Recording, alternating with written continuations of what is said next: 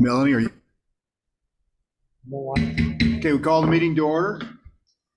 And this is a special meeting of the governing body of the Village of Corrales. I want to call this to order, and please join me for the Pledge of Allegiance.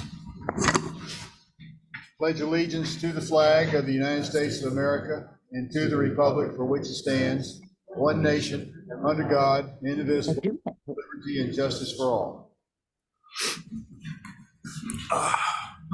Councilor Miera.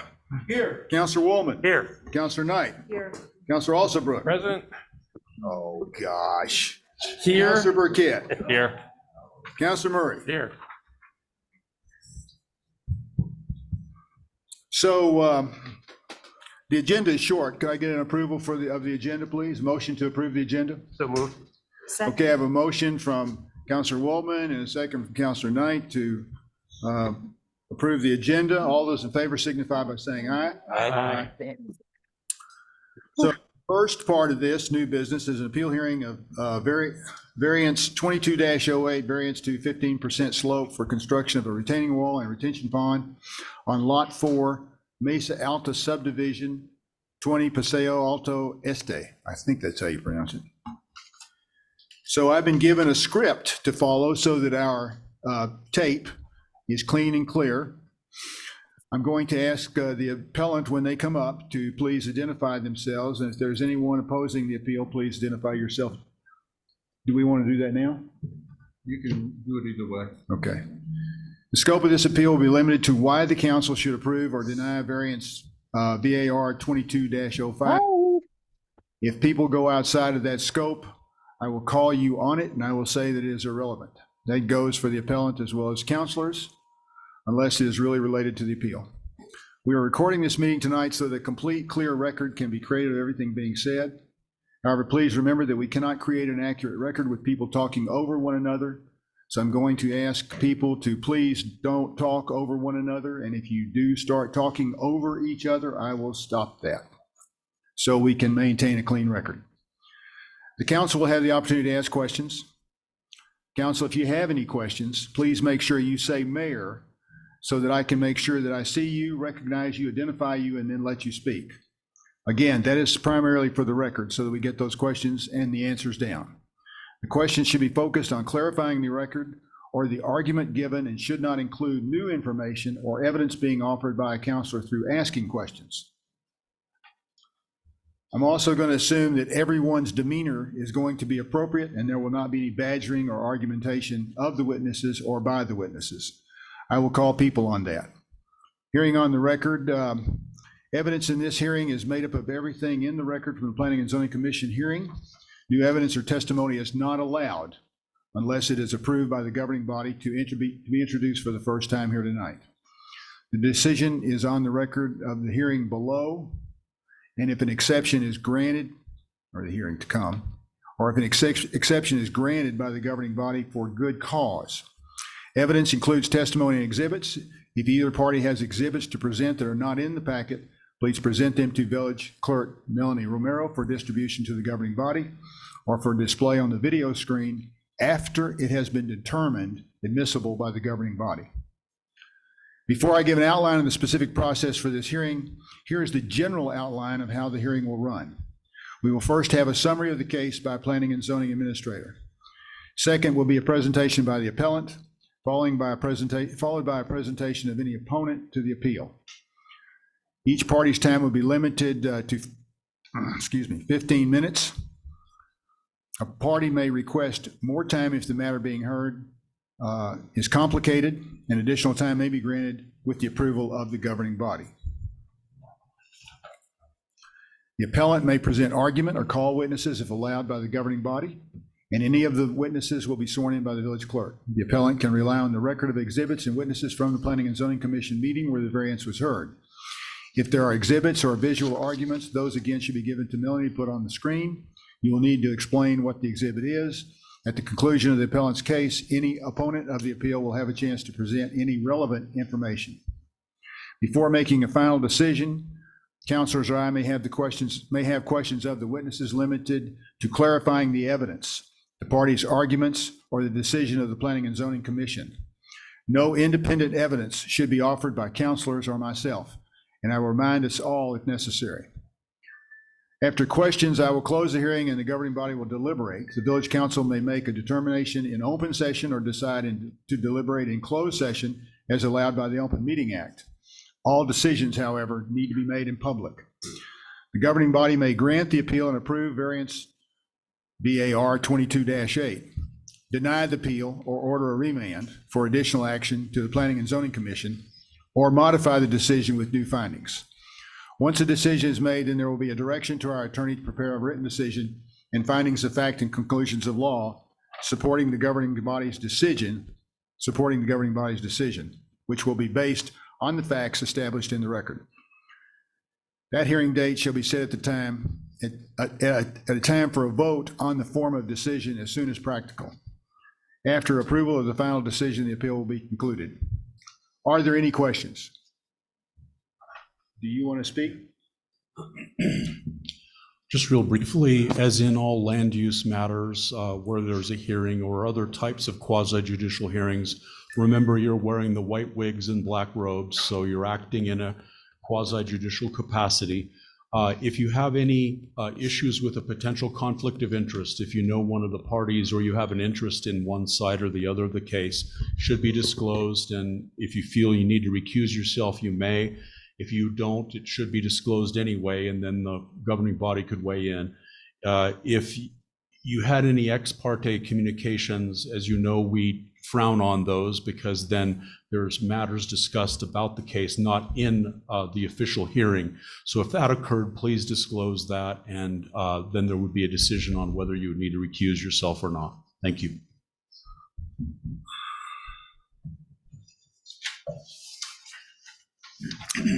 Okay, so planning and zoning first. Planning and zoning administrator.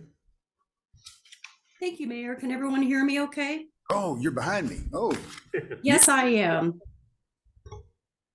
We can hear you, Lori. Okay, do I need to be sworn in or can I just proceed? proceed. I don't know. No, that's for a. Yes, just a reminder, because this is on the record, there is no new testimony tonight unless you allow it. So there's just argument and discussion about what occurred at planning and zoning. And then we have to swear those people in. If there's actual new testimony. Okay. Okay, thank you, Mayor. Counselors, very quickly, one of my jobs as staff is to take application requests and be the liaison between the applicant and the Planning and Zoning Commission. Often there are multiple meetings between the applicant and myself before the commission sees anything. And that's to ensure that the code requirements for a given application are met and it's something they can approve with confidence. So that being said, I'd just like to read a little bit. After every Planning and Zoning Commission meeting, I send a letter to the applicant, essentially stating in writing what happened.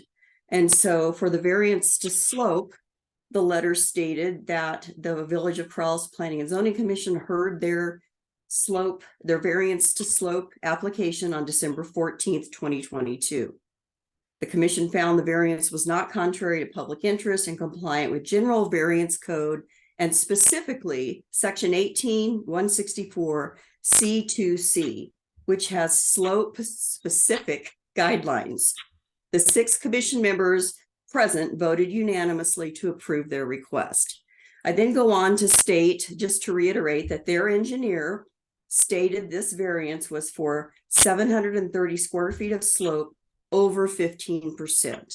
You're allowed to ask for up to 1,000 square feet. And this was to allow for a retaining wall and stormwater retention pond. I reiterated to them that the house pad site must be placed outside of the 15% slope area, as they've shown on the grading and drainage plan.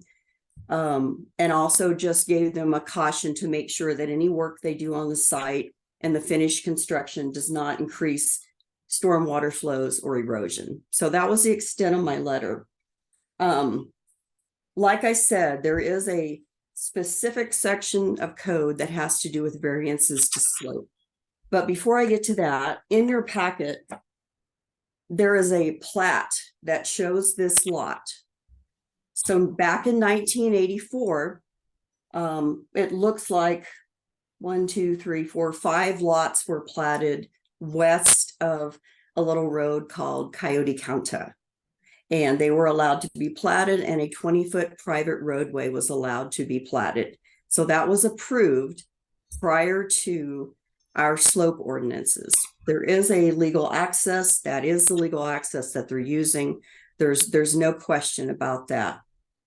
So getting back to the variance in this specific case, as it pertains to that roadway, we have an email in your packet from Village Engineer Steve Roman, who talks about the policy that's been adopted over the last 20 years from prior village attorneys and other PZAs and myself, that variance requests are not required to grade existing roads that were previously approved by Bernalillo County, Sandoval County, or the village without reference to elevations or slopes.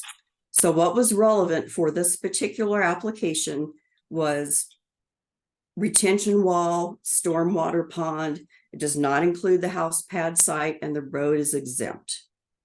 And with that, I can stand for any questions.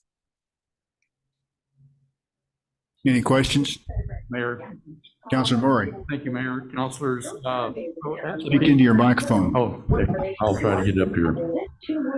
At the P and Z meeting, I did not see any pictorials, visuals, or documentation in the commissioner's packet. Now, I get the impression from the minutes that somebody obviously had those at the P and Z meeting. How come they were not included in the commissioner's packet? I can answer that if you wish. Yes. They were included in the commissioner packet. They got both a site plan showing the house with setbacks, and they got a copy of the grading and drainage plan that the applicant's engineer had prepared. It had been approved by, or it was approved conditionally by Steve Grohlman based upon the variance to slope being approved by the Planning and Zoning Commission. They did get both those documents. I beg to differ, because the commissioner's packet that's online does not contain that documentation. So how could the public have access to this documentation prior to the meeting? I personally placed both of those documents on the website for that Planning and Zoning Commission meeting. Well, I still beg to differ, because at the time when I looked, and that was today, there was no documentations present. Also, So it's here. Okay. Counselor, I was just looking at the packet as you were speaking, and just to clarify, let me see if there's a page number on here.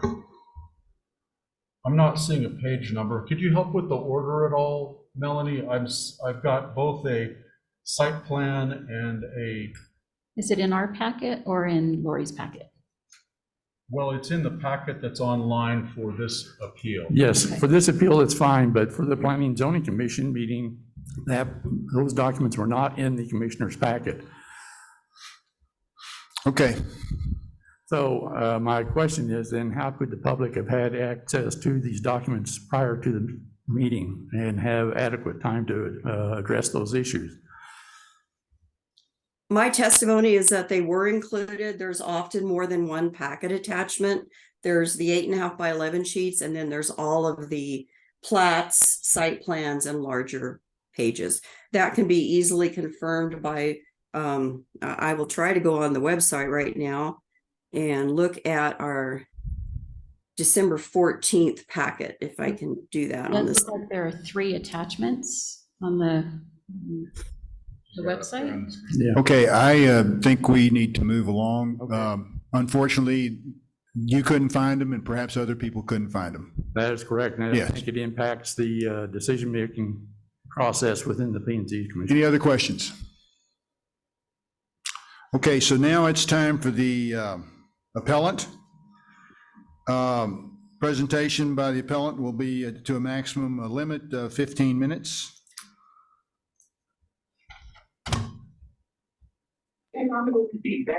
Who's that? Okay, come to the podium.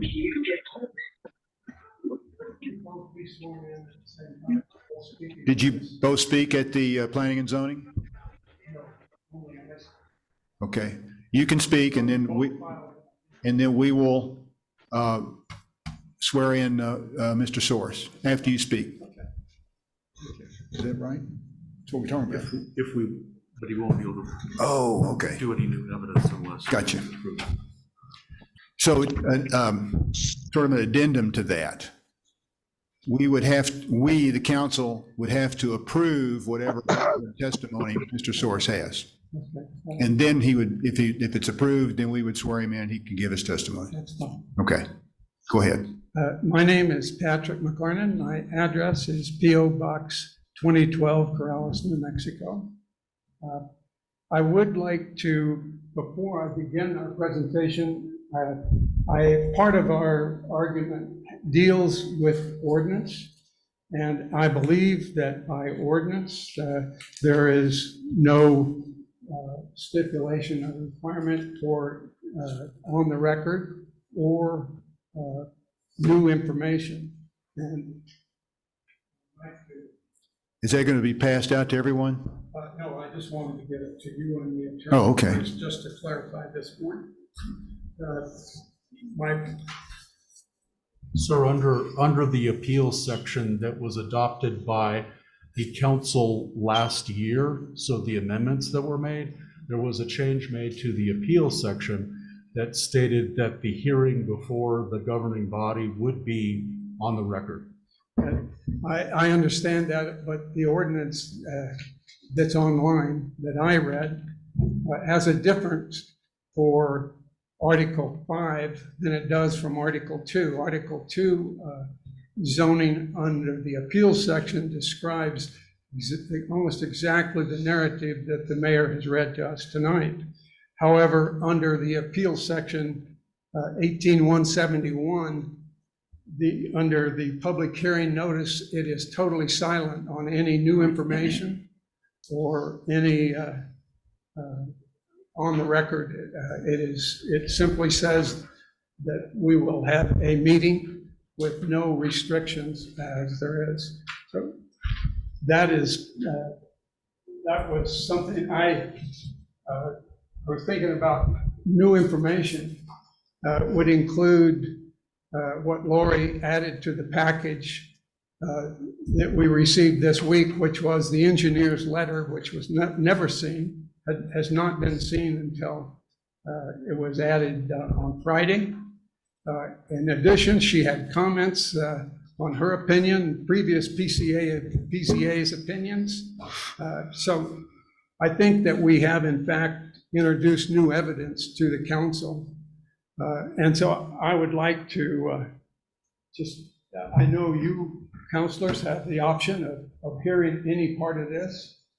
So because I have a difference of opinion on the ordinance, I would rely on you to at least hopefully listen to what we have to say. Do I hear a motion from the council to move ahead with whatever evidence, this new evidence is that he would like to present? So moved. I'll second. So it's been moved and seconded. How do you vote? Counselor Mira? Yes. Counselor Woolman? Aye. Counselor Knight? Yes. Counselor Alsobrook? Aye. Counselor Burkett? Aye. Counselor Murray? Aye. Okay, Mr. Clark, go ahead.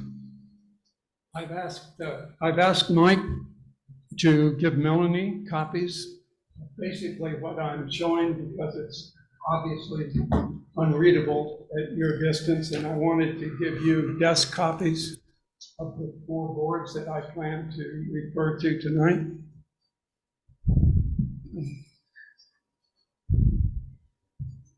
Our draft, the appeal was jointly filed by Mike Source, former PZ commissioner, and myself. I'm an architect emeritus with 50 years of experience in my own practice. I'm also a resident of Corrales since 1973. The statements included in your recent packet from the PZA and engineer are perplexing. PZA's quote, "It is his," meaning the engineer, mine, previous PZA's, and attorney's opinion that roads platted before slope restrictions would not be included in the 1,000 square foot allowable to request. I'm puzzled about what that means. But if opinions were law, this variance would not have been initiated according to that thinking. Opinions are not published, ordinances are. So I chose to follow the published ordinances.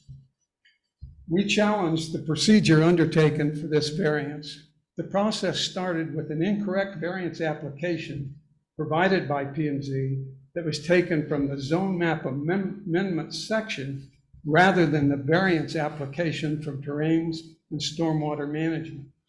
The applicant was given and completed an application, and the commission evaluated the variance under Article 2 zoning, Section 1848. And I have a copy of that application that was submitted, 2208 zone map amendment. And again, it refers to the variance application.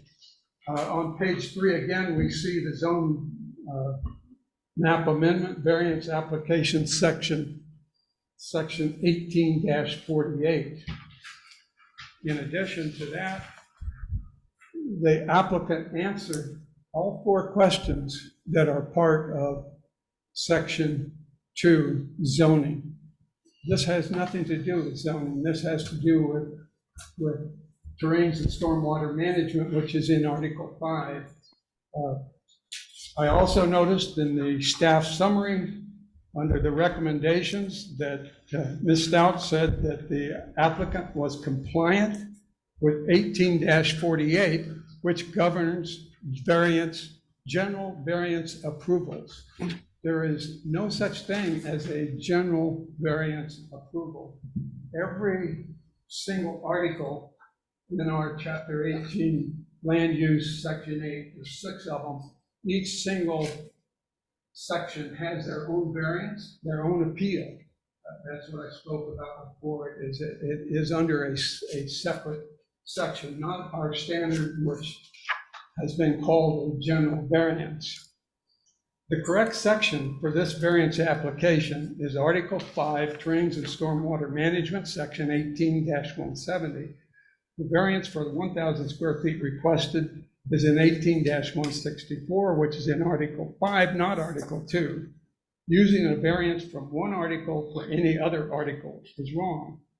This is a total misunderstanding of the construction of our ordinance and an error in the procedure created at the very starting point of this request and leaves any action moving forward defective. The applicant addressed the 4 conditions for a zoning variance, of which they are not seeking. The correct variance request included in 18-170 states, application for variance. Anyone requesting a variance from any portion of this article, Article 5, shall submit a completed variance application and continues with factors to consider by the commission in evaluating this section, 18-170 variance. The commission shall consider the following: accessibility to property and proposed structures thereon, with particular relevant reference to automobile and pedestrian safety, traffic control, all streets, roadways, and emergency access in case of fire, flood, or catastrophe. This was not considered. Item 2 for consideration: all locations on site for water, septic, sewer, and liquid waste facilities with reference to soil limitations, locations, and public health. There was no material submitted. Number 3, all on-site and off-site topography, drainage, stormwater runoff. No off-site topography was submitted or considered. 4, general compatibility with adjacent properties. No consideration given. 5, the overall health and safety of the community. And 6, the goals and objectives of the comprehensive plan. The commission never saw these conditions, and the lack of consideration by omission should be grounds to overturn their decision. They were misled with incorrect zoning factors to consider Therefore, their determination is impaired. The council cannot remedy this error without having the underlying information required by this section. More specifically, factors 1 through 5 require submittal of information that's not contained in this application. Other items that violate our ordinance.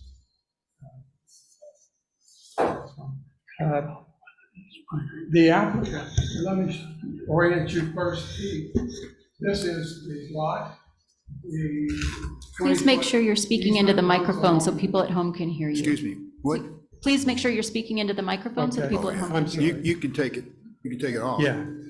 The top 20 feet easement runs across the top. The items in green are the 1,000 foot variance request. The red is the slope, natural slopes above 15%, which cannot be disturbed. The applicant has cleared and graded the entire lot in violation of 18-164. He's destroyed existing vegetation, disturbed 20% of the site, or 10,000 square feet with natural grades 15% or greater as shown on the site plan. Areas with grades 15% or greater are required by ordinance 18-164C4C to be fenced off during the entire construction process. Work has been accomplished without an approved grading plan or a building permit as required. Section 18-164 allows a request for variance for grading natural slopes greater than 15% and is strictly confined to the roadway. What I've shown here again is just an expanded view, and you can see the red area that goes up to the borderline of the easement, and actually there's a large area that has been developed beyond that that should not have been touched. Section 18-164 allows a request for variance for grading natural slopes, and it is strictly confined to the roadway. The applicant's grading shows grading beyond the roadway containing over 1,100 square feet between the retaining wall and the proposed house. With 80% of this lot having slopes less than 15%, the house could have been placed without requiring grading excessive slope beyond the roadway. The last word.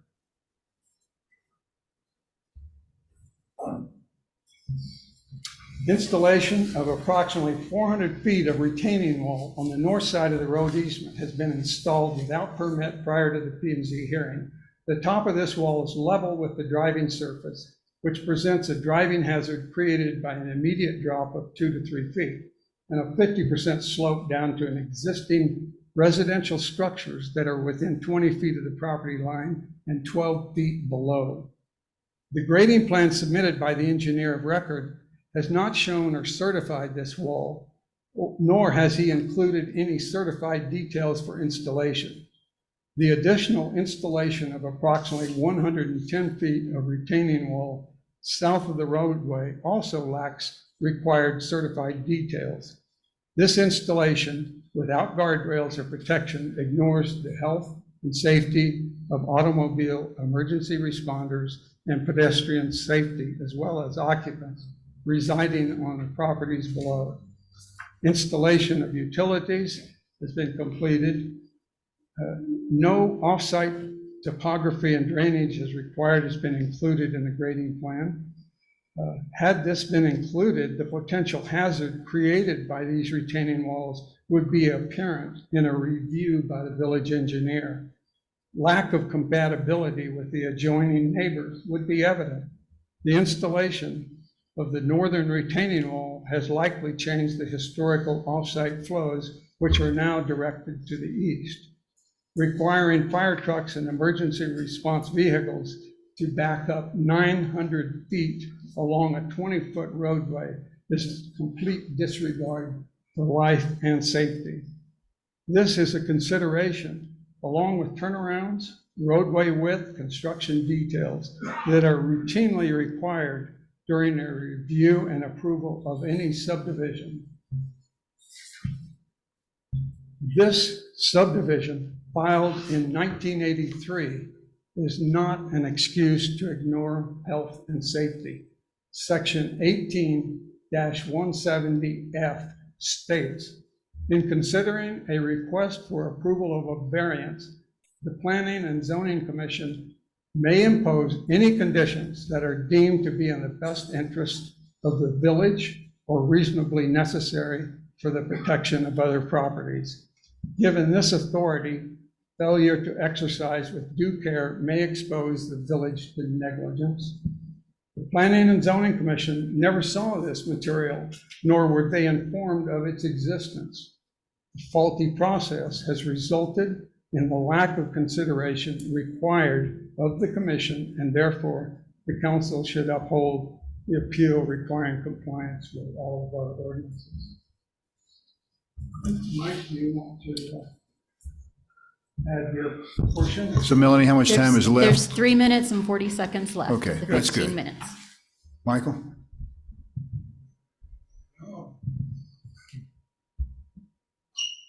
Mike Source. Do we need to swear him in since he didn't testify? Okay. Do you swear to tell the truth, the whole truth, and nothing but the truth? I do. And please state your name and Thank address you. for the record. Michael Source. As Pat said, there was a bunch of information that was not submitted to the Planning and Zoning Commission. We discovered all these missing documents or things that weren't the error in the application, that the Planning and Zoning Commission did not have a complete description of all the information. There was lacking documents. There was no report from the village engineer. This was all missing. Village engineer, to the best of my knowledge, did not visit the site. So let me start and probably get shut off somewhere along this because I'm going to drift probably outside of. Not a problem. Go ahead. Okay, here we go. We are not trying to punish the applicant. We are not trying to prevent the applicant from building on his property. We are not challenging the 730 square feet of the roadway of the subject of this variance. We are attempting to protect natural grade above 15% slopes from being improperly damaged. We are attempting to bring light to the failure of the current process. Both the applicant's violations of the building codes by starting this project already. There is foundations that have been dug. There has been plumbing rough-ins that have been done without building permits. There is retaining walls that have been put up without engineering. There are flows, historic flows that have been redirected. None of this has been addressed by Planning and Zoning Administrator who viewed the property prior to the Planning and Zoning Commission meeting, nor was there any input from the village engineer who was not present at that meeting. But yet the Planning and Zoning Administrator stated, if any commissioner has a question, feel free to ask the village engineer. He was not there. Both the applicant's violation of the building codes and the village administrations lack the performance in addressing our ordinances, having created damage to natural slopes above 15% and the creation of unsafe conditions for the public. And by that, changing historic flows is a dangerous situation. You cannot do that. They directed it down the road. During my 8 years of service on planning and zoning, we had support from both village engineer and the attorney attending meetings such as this. This practice has not continued in the last 5 years, resulting in confused, uneven performance of our governing body. Variance 2208 is an extreme example of this misdirection. Has the village engineer been on site to witness and evaluate the illegal activity of the applicant? Is he relying on an incomplete and incorrect application of Chapter 18? Has his opinion been formulated by the lack of information supplied for his review? Certainly, the PZA made a site visit prior to the hearing to verify and the display of public notice. This visit would have, or should have evidenced the violation of our ordinances, particularly the complete disturbance of all vegetation. This property was completely denuded and regraded. Right, That's the 15 wrap it up. minutes. Go ahead. All right. Construction of retaining walls and rough grading, all without permit. These premature actions should have been conveyed to the commission by the PZA. This information should have been conveyed to the engineer and the fire chief for advice to present to the commission. They were simply led uninformed on an incorrect variance application for an article zone change with silence on violations. This process is unfair to everyone involved in the application, the review and the development, and particularly all our citizens who have correctly developed land in our village. This process must be corrected for everyone's benefit. The village is in peril by neglecting review and administration of their duty to protect the health and safety of the public. Okay, Mike, thank you. All right, I got more, but I'll stop at that. Yeah, thank you very much. So was anyone else, did anyone have a question before Mike sits down? Mel, yes, Councilor Knight. Yeah, I'd like to ask Mr. McClellan some McLaren, questions. Mr. McLaren.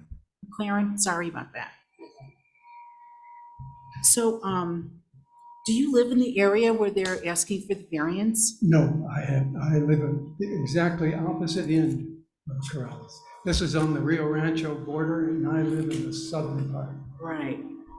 I'm Have you interested. gone up to the property frequently? Yes, I have. And what urged you to do that? Because I thought they violated the zoning ordinances.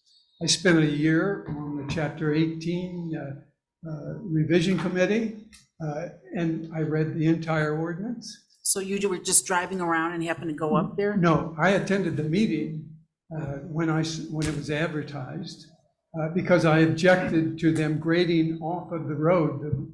The ordinance says it's strictly within the roadway, and they were grading beyond that. So you usually don't go around the village and look for No, people who are no, I doing certainly things that don't. you think are I- negative? Excuse me, I'm sorry.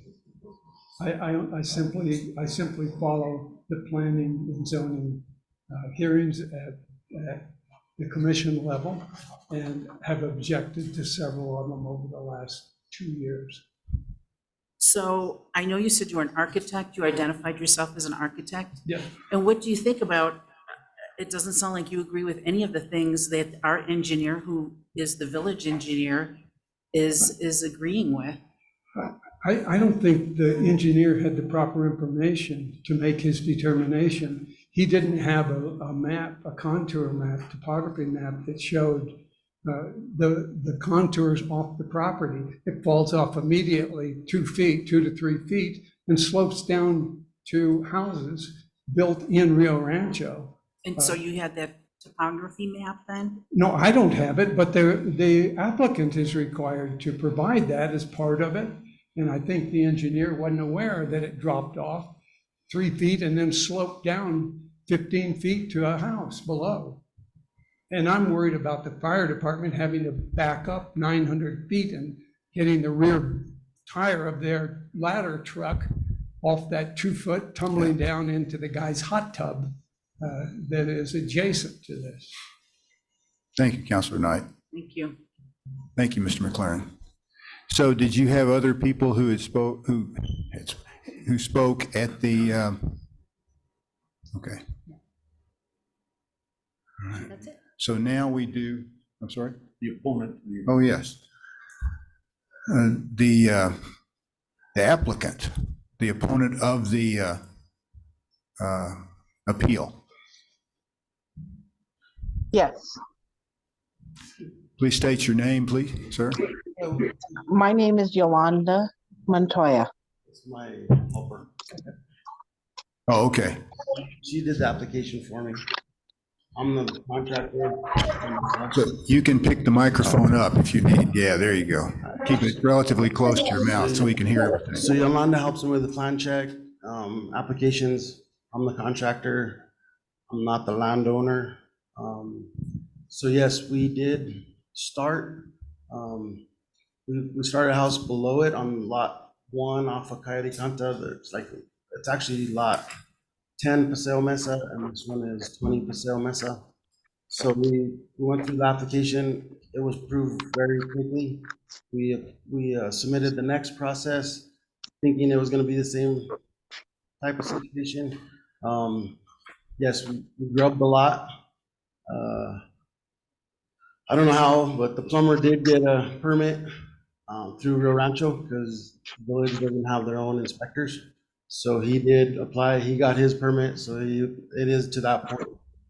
As far as the turnaround, the road doesn't specify a turnaround, but we are making an area that we can turn around in because these lots are 120 wide by 511 feet long.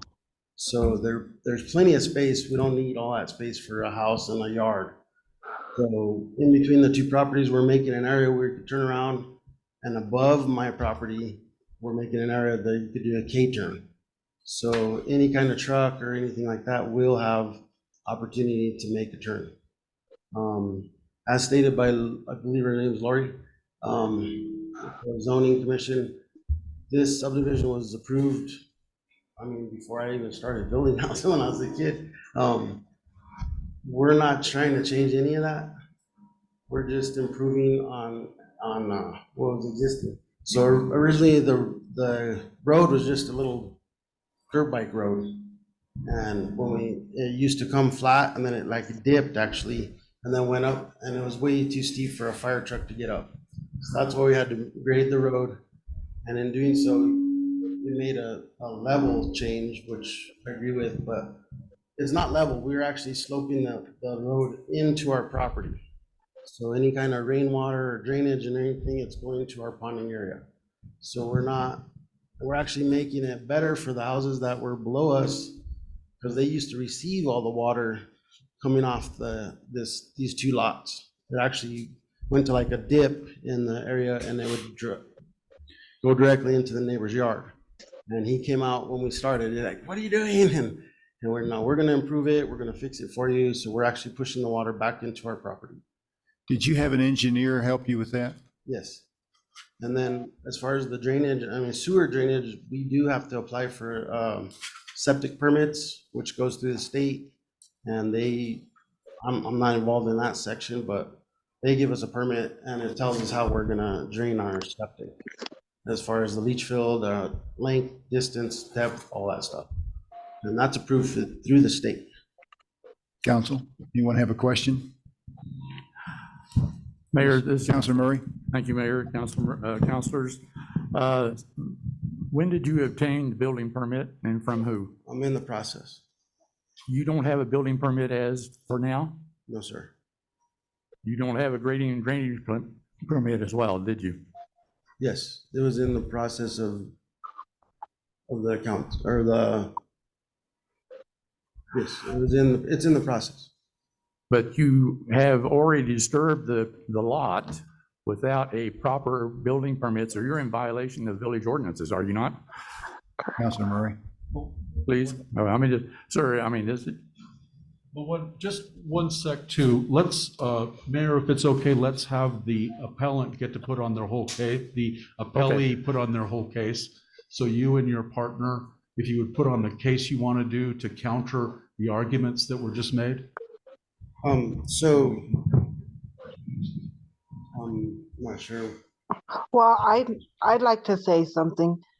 One of the gentlemen said that there was not a topograph, but when the engineer submitted his plan, I saw topographic lines on his grading and drainage.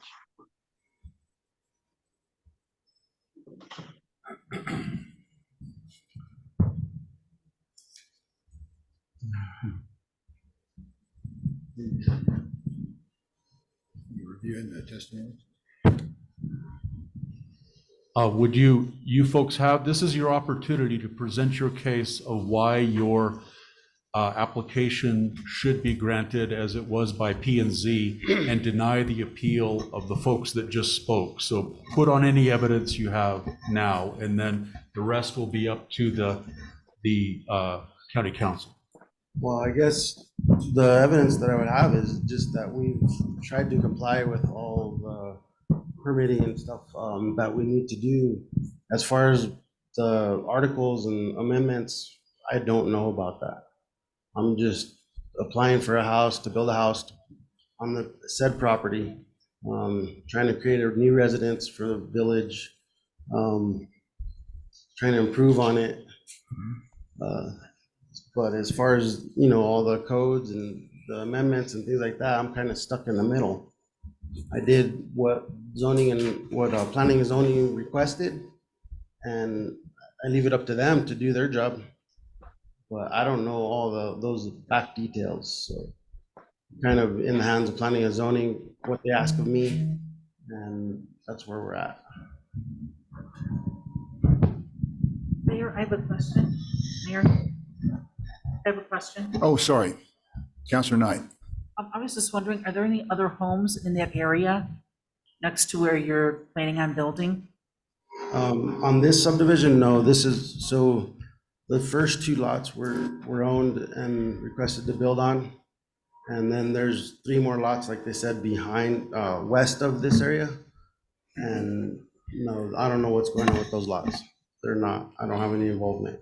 Okay, so this is the first house that would be in this subdivision then? No, actually, so across east of Coyote Canta, there's a home right on Coyote Canta. And then I actually built the house behind that one. It's actually for my father-in-law. He lives there. So this would be the 3rd house that I've built in this neighborhood. Okay, thank you.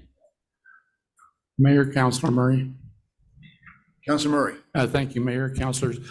Is the owner of the property, is that Mrs. Montoya? Is she the owner of the lot? No, Is No. the owner present? no. Okay, I was trying to ascertain if the 20-foot easement had been disturbed prior to the application of a grading and drainage permit throughout the entire subdivision. Do we know that, if that's happened? No, not prior to the application, no. Okay. Do you know, when was the road leveled that disturbed the 15% slope on the lot 4 of your application? When was that disturbed? Do you remember what date that was? Do you have when we applied for the permit? No. I don't have that information. Lori, do you know? I guess When my they other, The grading and drainage, or the variance to slope? The home permit, I don't know. We haven't approved the home permit yet. What we got the was application. a grading and drainage plan, which was approved by our engineer, contingent upon approval of the variance to slope. well, that happened on December here's my 22nd. other question, Lori. The grading and drainage permit has a May 30th, 2022 date. The variance request for VAR 22-08 was submitted September 6th, if I remember right. And then it was not presented to P&Z Commission until the December 14th meeting. According to ordinances, any submission to the Planning and Zoning Administrator should be 60 days after acceptance of that application. I mean, even if they couldn't make the current 60 days in September, October, they should have been on the Planning and Zoning Commission meeting for November. So technically, you are kind of out of. 10/24. Okay, but when I saw on the permit said September 6th when they first submitted it. I'm sorry, Counselor, what permit are you talking about? The submission for the VAR 22-08, when was that submitted? It does have a date of September 6th, but we had to wait until we got the grading and drainage plan But the which green- has a date of, bear with me a second. Let's see, I wish it had a stamp on it. We stamp them when And when we get it. the So it drawing was date has, presented to us. Okay, don't speak over each other. I'm sorry, I apologize. The drainage date, I saw on the document, May 30th, 2022. Okay, I'm seeing something for July 10th, but what matters, what goes before Planning and Zoning Commission, I have to have all of the submittal complete prior to giving it to the Planning and Zoning Commission. And if I may, this is very important to me, counselors. If you will go to the village website at some point and look at the agendas and minutes for the December 14th Planning and Zoning Commission meeting, you will see in the packet, they absolutely received this grading and drainage plan that shows slopes over 15%. It shows the topo. Mhm. I would never, ever, ever present a variance to slope to the commission without including the applicant's engineered grading and drainage document. And furthermore, prior to the hearing, and for every grading and drainage plan for that matter, the village engineer absolutely does visit the site, and I'm with him, and he has that grading and drainage plan in his hand. So it's very important to me that you understand that that is the procedure that I always follow. Okay, thank you. Counselor Alsabrook. Thank you, Mayor. I guess this is a question for Lori. So the variance application date is September 6th, but the date received is October 24th. And is that difference in dates due to trying to assemble the various supporting documents required? Yes, absolutely. Okay, thank you. Anyone else?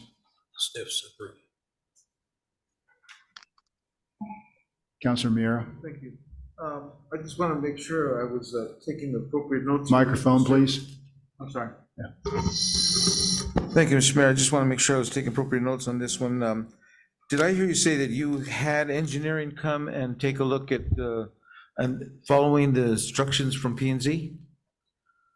I'm not sure what the planning and zoning engineering did. I'm not in charge of that side.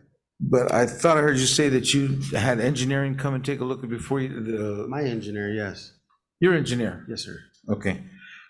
So then, plan and zoning, was he following your instructions with regards to what it is that he needed to do with regards to the engineering proportion of this? Yes, he did. So we received a grading and drainage plan that their engineer prepared. And the procedure always, whether a variance is needed or not, is for our engineer to review it and approve it, which he did, but contingent upon a variance to slope, because their engineer and our engineer concurred that there was about 730 square feet of disturbance to slope above 15%, and you're allowed to ask for up to 1,000 square feet. And that's where we're at right now. Correct. Thank you. Thank you, Mr. Mayor. Counselor Burkett. Just to verify, it sounds like there's been a handful of projects that have been done without the proper documentation in place. Has the stuff we're discussing now already been done before this variance is being discussed? Or are you guys waiting on this to do this project that we're discussing now? Or this piece of the project? No, yeah, the retaining walls are done. Yes, they're in place. Okay, so all of this stuff really, I mean, it's been done whether we grant an appeal or not. How do we go about keeping that from happening in the future and undoing that? I mean, it doesn't seem like there's a way, so I'm a little confused by the process here. I guess Administrator Schaut, what is your thoughts on that? The fact that stuff that we are discussing now as part of an appeal has already been done? Thank you, Counselor. Yes, once we get a certified building official, that's going to help us tremendously. It's difficult once permitting goes to the state. They're more interested in if a structure is going up. The house has not been built, thank goodness. But yes, some preliminary work has been done. Now, I can't tell you when the engineer and our engineer and I went out to the site, there were no retaining walls at that time. So we were basically looking at raw land. It looked like there had been some scraping, which shouldn't have happened, but it did. The grading and drainage plan was approved contingent upon the variance to slope being approved, which it was. And technically, they shouldn't have done anything until this appeal was over. Councilor Murray. So if the, let me get my mask off. If the applicant had violated ordinances, should he not have been cited for those violations? If the council does not uphold the Planning and Zoning Commission's variance to slope, then we will have to act in some fashion, yes. Councilor Alsobrook. Mayor, just a point to the earlier statement you made before we began the proceedings. Are the actions of the contractor on the site, whether they were permitted or not, are those pertinent to the determination of the appeal of the variance?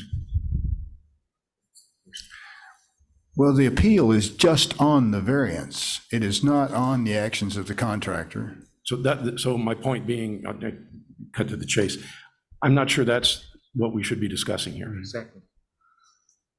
I'm sorry, say one more. What do you mean? What do you think we should be discussing here? Whether or not the property was graded or denuded, or there were That they proceeded, anything else. that they proceeded without getting the permit, the proper permits. That doesn't seem to me to have bearing on the determination of denying or upholding or otherwise making a determination about the variance.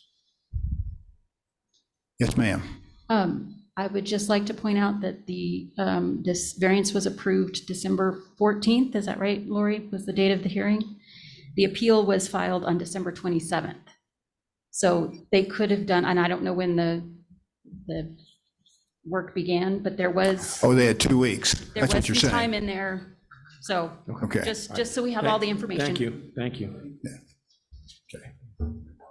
All right. Mayor, one more. Yes, sir. Councilor Murray. Thank you, Mayor and councilors.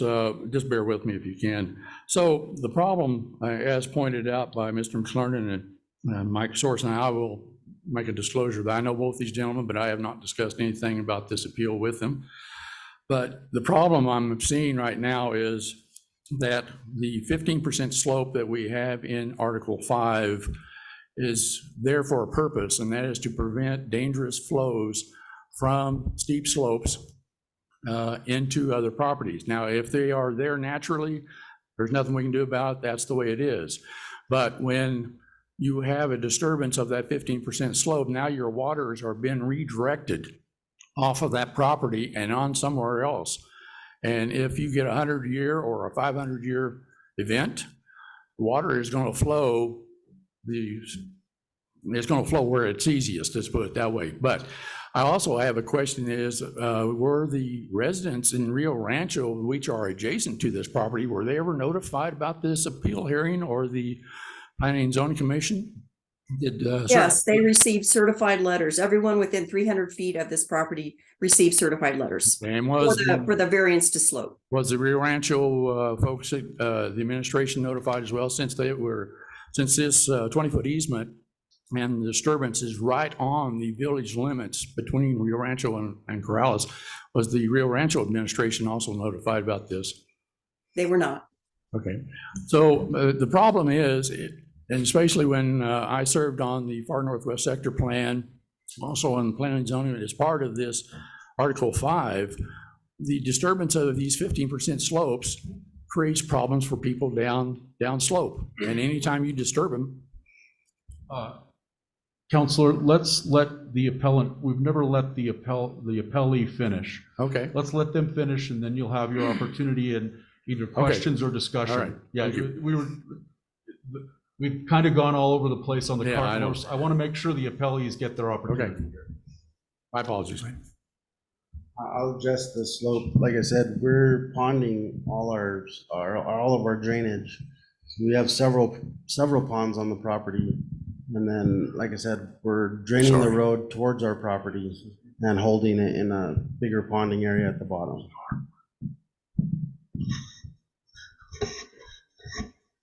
I missed that last point. Could you just repeat that? As far as the drainage, we are ponding all our water from our property containment and even from the road that used to go off into the neighbor's property. We're redirecting it into our property to hold it. So your pond should be adequate for historical flows. Yeah, we're oversized. Okay. Yes. We've gone above and beyond what the engineer recommended. He recommended a pond close to the house. We've actually ponded like 3 times. And then we're adding a bigger pond for road runoff and things like that, where the turnaround will be for trucks. Okay. Is that your, Yes, sir. the end of your, okay, presentation? Okay, any questions from the council?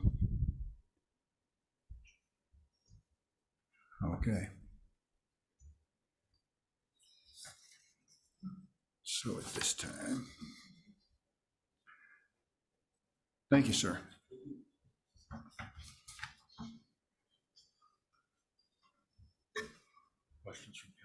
I am getting there. So we don't have any additional questions from council. So with the council, Mayor, yes, just sir. a clarification, when you say that, how, is this where we're opening up for discussion or? Well, that's what I was getting ready to Okay, ask. thank you. Since I thought you might have a question before the gentleman, actually quit talking, but I timed it wrong. So this is the time we need to decide if we want to have a discussion in closed session or we want to do it in an open meeting. We can't make any decisions in a closed session, but we can come out of the closed session and make our decision in public. What's the consensus? Do I have a motion for a closed session or do you want to maintain an open session? Mayor, I make a motion, we go into closed session for discussion. Do I have a second? Second. So I have a motion and then a second. I don't know the number. Isn't there a number we're supposed to quote? You're okay. Okay, all We'll right. state it when we come back. Gotcha. All right. It's for- So how do you vote, Councilor Mira? Just to clarify, it's only going into closed session for deliberation. Right. Yes, sir. Councilor Woolman? Aye. Councilor Knight? Aye. Councilor Alsobrook? No. Councilor Burkett? No. Councilor Murray? No. Well, I vote no too. So we'll stay in open session. Okay, who wants to start? Mayor, Sure. I'll continue my discussion. Councilor Murray. Thank you, Mayor, councilors. So as I was saying, I participated in the Far Northwest Sector Plan, and Sandoval County was never very open about giving us information about what lots were up there and so forth. But also having served on PZA and with the development of this variance for the stormwater, the terrain and stormwater management, I think Mr. McLernan is absolutely correct in that the variance request should have been under 18170, not 1848. Each section has its own variance request. Therefore, it was an improper submission to the Planning and Zoning Commission. I also think that as I was saying earlier, anytime you disturb 15% slopes, you're creating problems for the folks downstairs or down slope from this. And that includes our lots that are north of this lot into Rio Rancho. And if you remember years ago, they had a 100 or 500 year event that just wiped out roads at Rio Rancho Estate. So I'm worried that if we allow this to happen, you're going to put the village in liability jeopardy. It's also going to be a burden on whoever buys the property because they have to maintain that private road, and they may not maintain it properly. As the applicant has, or the opponent has stated, they've sloped it to the south so that they can capture that water. Well, whoever buys that lot and maintains it may not keep it up to that point. So it's a problem in disturbing these 15% slopes. I don't think we should allow it, but the applicant has already done it. And we need proper engineering for that retention wall to make sure it stays put in case there is a 500-year event. If he just stuck it up there against the slope or the cut, it could topple over. And I believe there's also when Mr. McLernan was pointing out, backing fire trucks out, have we ever sent the fire department up there to do an evaluation of that road to that point to make sure that it's viable for their equipment to get in and out? Turning around on private property is typically not what we do. I mean, what the fire department does. We typically provide cul-de-sacs and therefore, or cutouts, so that they can make sure that they can get their equipment turned around and get it out properly without being damaged. That's why I was asking if the road had been graded, that 20-foot easement from the east part over to Don Julio. So I'm just want to make sure that we do this right and that the applicant is aware of his actions and its consequences. Thank you. Anyone else? Counselor Knight. As far as the village being looked at is for future lawsuits, wouldn't that be considered like a taking if people can't build on their property? Again, that, you know, we've kind of discussed in years back that you can't, if you tell these people they can't build, is that a taking from the village? And are we on the other side of that law problem then? I'll defer that to you. Councilor Knight, councilors, mayor, in this situation, the evaluation has to be on whether a lot can be developed in a safe manner. And all of our code must be complied with in regards to slope. So where I'm getting a little hung up myself is on this issue that was pointed out by the appellants and by Councilor Murray, because there is a variance process for slope, and there are specific criteria for a variance from slope. And I think that there was the general variance provisions seem to have been followed, although the record is not clear that that was the only thing that was considered, but that was what the application was for, was a general variance, it looked like to me. And also, it looked like to me that the staff memo referred to the 1848 section in regards to variances. So in order to create safe development, to circle back to answer your question, yes, we can deny development if it can't be done in a way that is safe. If someone bought a piece of property that's vertical, it's on a cliff face, and that is what they own, then that is what they bought, but it doesn't mean that you can build a house on it in a safe manner. Under our code, there are those opportunities through variances and through compliance with all of the slope provisions for everyone to build safely that can.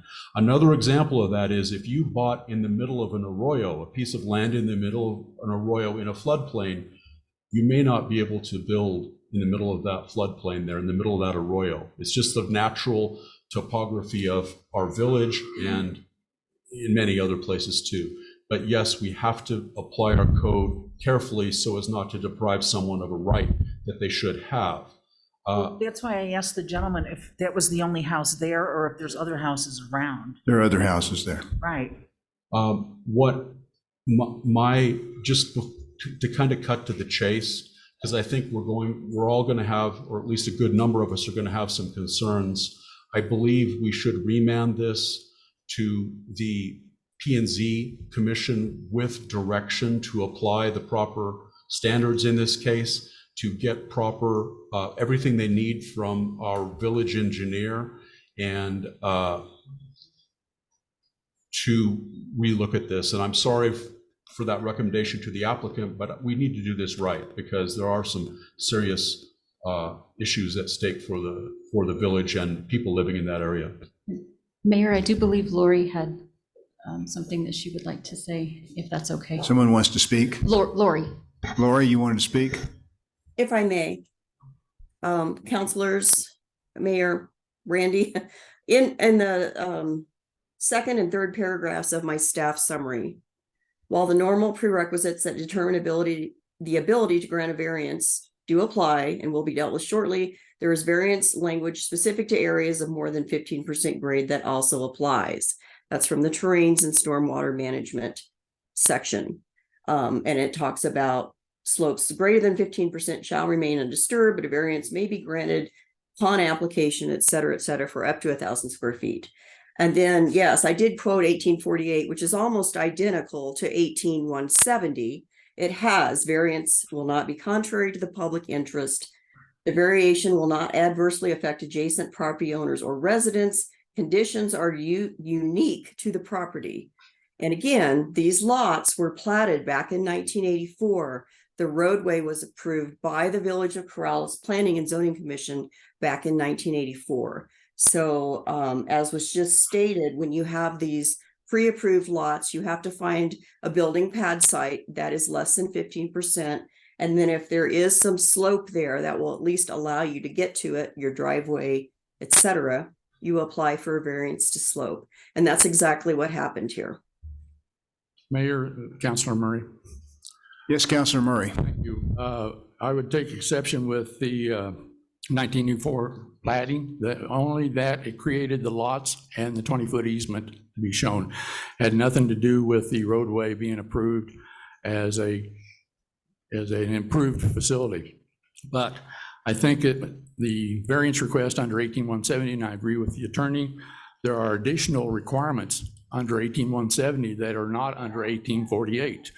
And that is the safety and emergency access to flood, fire flood, and catastrophe.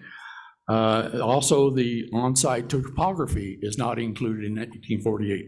I think the attorney is correct. We need to remand this back to planning and zoning with the proper documentation.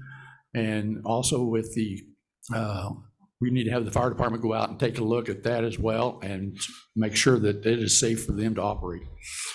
Yes, sir. Who are you? Well, I'd like to tell you my experience of living in Corrales.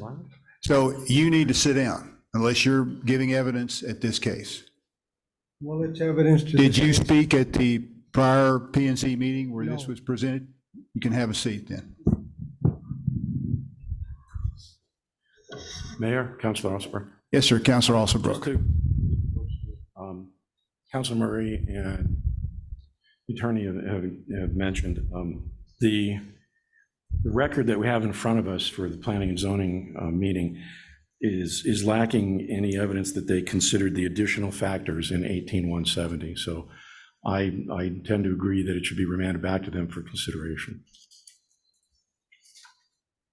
So do we have a motion to move forward with the vote? Mayor, this is Councilor Murray. Yes, sir. Councilor Murray. I would move that we remand the variance request 22-08 back to planning and zoning with the impetus on using Article 5. Focus. The focus on Article 5, which is the terrain and stormwater management section as it pertains to this variance request. Do I have a second? Second. So we have a motion from Councilor Murray and a second from Councilor Alsobrook to remand this back to planning and zoning with a particular focus on Chapter 5. It's Section 5. Section 5. Article yeah. 5 is really what. Yeah. Of the terrain and stormwater ordinance. Councilor Miera. Discussion. On the- Very well. Discussion on the motion. Okay. I initially didn't think about the motion at hand, but I was more concerned about the fact that we had asked P&Z to look at what they were looking at with the variances of 1848, which they have done. And subsequently, all these other issues have come up, but I was leaning more towards what it is that the applicant was asked to do and what the P&Z was thought they were doing and by granting them this application. So now we're moving it, we're gonna give them some new instructions. My question is, are those instructions gonna be from here forward for all, or just particular, are we picking, for lack of a better word, on this particular applicant, and to look at those sorts of things that have not been looked at prior to this? For this appeal, Right. this is what we're doing. Right. For this specific But appeal. my question is that we're asking for this appeal to be looking at these particular issues that others have not been looked at. And others will be evaluated, yes.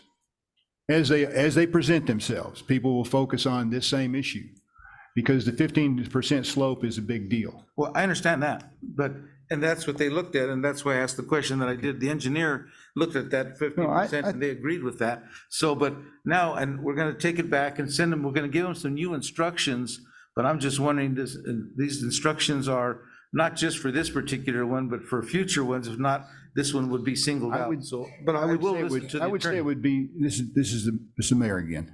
I would say it would depend upon the situation and the individual situation as it arises, that I believe that the planning and zoning administrator will focus more on this in the But I would like future. to hear from the attorney, because it looks like he has his hand up, Mr. Mayor. Yeah, I was just. Oh, I'm sorry. No, that's okay. Yes, I mean, we obviously need to apply the same rules to every similar situation. I think in this situation, it got a little bit confusing because of the nature of the application. And the application wasn't perhaps as clear, crystal clear as it will be after tonight. And everybody will be looking at the proper section, because it really, for a slope variance, there are those criteria that are different than a normal variance, like for lot size and so forth. So, and I again apologize for that. I hate to have an applicant have to go through that, and I hate to make our zoning administrator have to do this again, but we'll have a long talk and I'll let her yell at me for a minute for making her do this. But I think it's the right thing to do for slope in the village in these situations. Thank you. Thank you, Mr. Mayor. Yes, sir, Councilor Alsobrook. Thank you, Mayor. Just two quick comments. One, for the attorney, anyone who wants to yell, you should yell at us because we're voting and making the determination. And then second, for Councilor Mira, we haven't made up any new rules to apply to this situation. And it could be that our instructions to the Planning and Zoning Commission are simply to follow our written laws. I mean, that's not specific enough for what they should be considering, but because we need to let them know what we think they left out. But this section of the code would have been applied to other applicants in this situation and in the future, unless, of course, we as a council and a governing body change these laws. But I think these are in place for everybody. We just happen to have found one in front of us that they apply to. Thank you. Yes, sir, Councilor Burkett. I mean, my one comment is I'm looking at the 6 things under Article 5 and comparing them to the 4 things under Article 2 and then looking at the minutes from planning and zoning. I'm not sure they missed a lot of these things, to be completely honest. I think they discussed all of the relevant things because the 4 listed in Section 2 are much more broad. I mean, Article 5 is certainly more specific, but if you look at the notes, they did talk about fire truck access. I mean, they have to talk about adjacent properties in Article 2, which is very much the same as on-site and off-site topography. Those are adjacent properties. So I think we are sending this back to planning and zoning to largely do the exact same thing they did and have the same discussion they did previously, just using 6 specific guidelines instead of 4 general ones that cover those 6 specific ones. I do have some issues with the process as far as things being done before certain steps and whether or not we had accurate information or things were done before permits were requested. But I don't know that, I mean, what we're asking them to do now addresses that. So that's just my 2 cents. And I do think planning and zoning is more equipped to make this decision than we are, looking through this very specific lens. But my hunch is that 99% of the conversation they have is going to be redundant in what they had before. And I feel bad for putting everyone involved through that. Yeah, thank you. Yes, Councilor Waldman. Mayor and councilors, just a quick question in terms of process as to the ongoing work.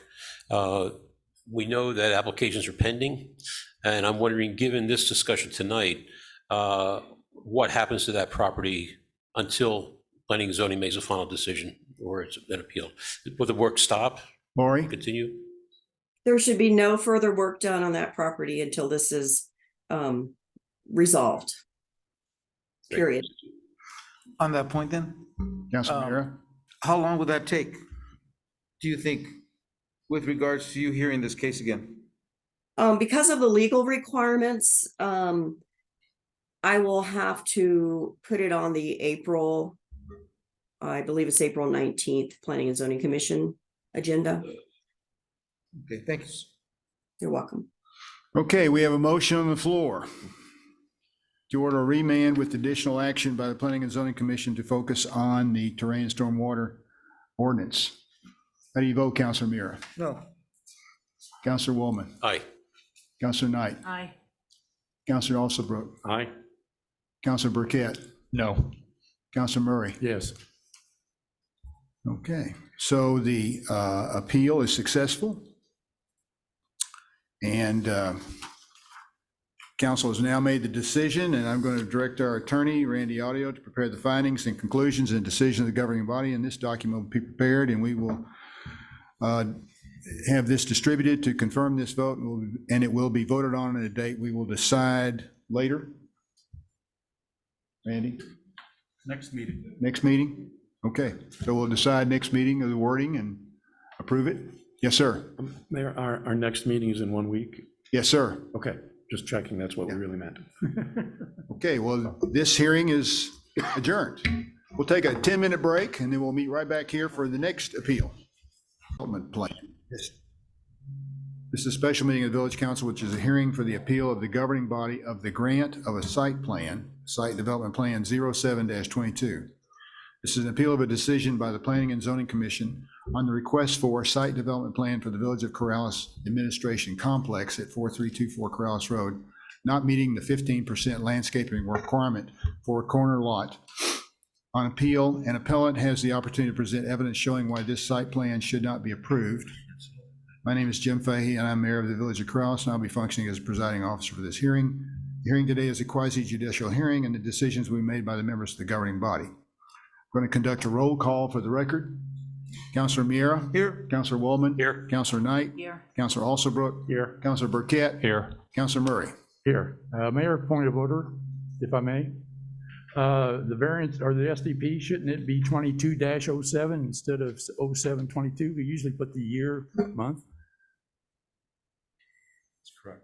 Okay, Yeah. excuse me, 22-07. Okay, I just want to make sure we're. clear Yes, on that. absolutely. Very good. Now I'm going to ask the appellants to please identify themselves with a representative for the applicant. Excuse me, you're next. Appellant first. A couple of points of order. Could we get sworn in together? You get 15 minutes, and if you presented evidence at the Planning and Zoning Commission, you do not have to be sworn in. Yeah, no, we all presented evidence. Another, point of order is, or a question, is if the defendants say something that we disagree with, do we have an opportunity to make a correction or Rebuttal. No, you cannot make a rebuttal because it's only taken from the record. So if your rebuttal is in the record, then it will be there. But if you hollered out from an audience and said something, that's a different situation. Okay. To clarify too, if there's something that is brought up that is new, if in the hearing itself that wasn't brought up before and you want to rebut it, then that would be a different case, yeah. Okay, thank you. But if it's in the appeal. Okay. Anyway, my name's Fred Hashimoto. Mayor, another point of order, if you would please. Following that procedure from last request, should we not hear from Lori Stout first, and then the appellant, and then the Well, actually, opponent? I haven't quite finished my script yet. Oh, I'm sorry. Just into the good part. The scope of this appeal would be limited to why the council should approve or deny administrative complex site plan. If people go outside of that scope, I will call you on it and we'll say that it is irrelevant. That goes for the parties as well as the counselors, unless it is really relevant to the appeal. We're recording this meeting tonight so that a complete, clear record can be created of everything being said. However, please remember that we cannot create an accurate record with people talking over one another. So I'm going to be strict about people talking over one another. If that does happen, I will stop them so we can try to maintain as clean a record as possible. The council will have the opportunity to ask questions. Council, if you have any questions, please make sure you say mayor so that I can make sure that I see you, recognize you, and let you speak. Again, that is for the record so that we get those questions and answers down. Questions should be focused on clarifying the record or the argument given and should not include new information or evidence being offered by a counselor or an appellant unless it has been approved by the council. It's not correct. I'm also going to assume that everyone's demeanor is going to be appropriate and there will not be any badgering or argumentation of the witnesses. I will call people on that. Evidence in this hearing is made up of everything in the record from the Planning and Zoning Commission hearing. New evidence or testimony related to the appeal of the site development plan is not allowed unless it is allowed by the governing body to be introduced for the first time here tonight by a vote of the governing body. The decision is on the record of the hearing below, and if an exception is granted by the governing body for good cause. Evidence includes testimony and exhibits. If either party has exhibits to present that are not in the packet, please present them to the village clerk, Melanie Romero, for distribution to the governing body or for display on the video screen after it has been determined admissible by the governing body. Before I give an outline of the specific process for this hearing, here is a general outlining how the hearing will run. First, we'll hear a summary of the case by Planning and Zoning Administrator. Second will be the presentation by the appellants, followed by a presentation of the applicant or those opposing the appeal. Each party's time will be limited to 15 minutes.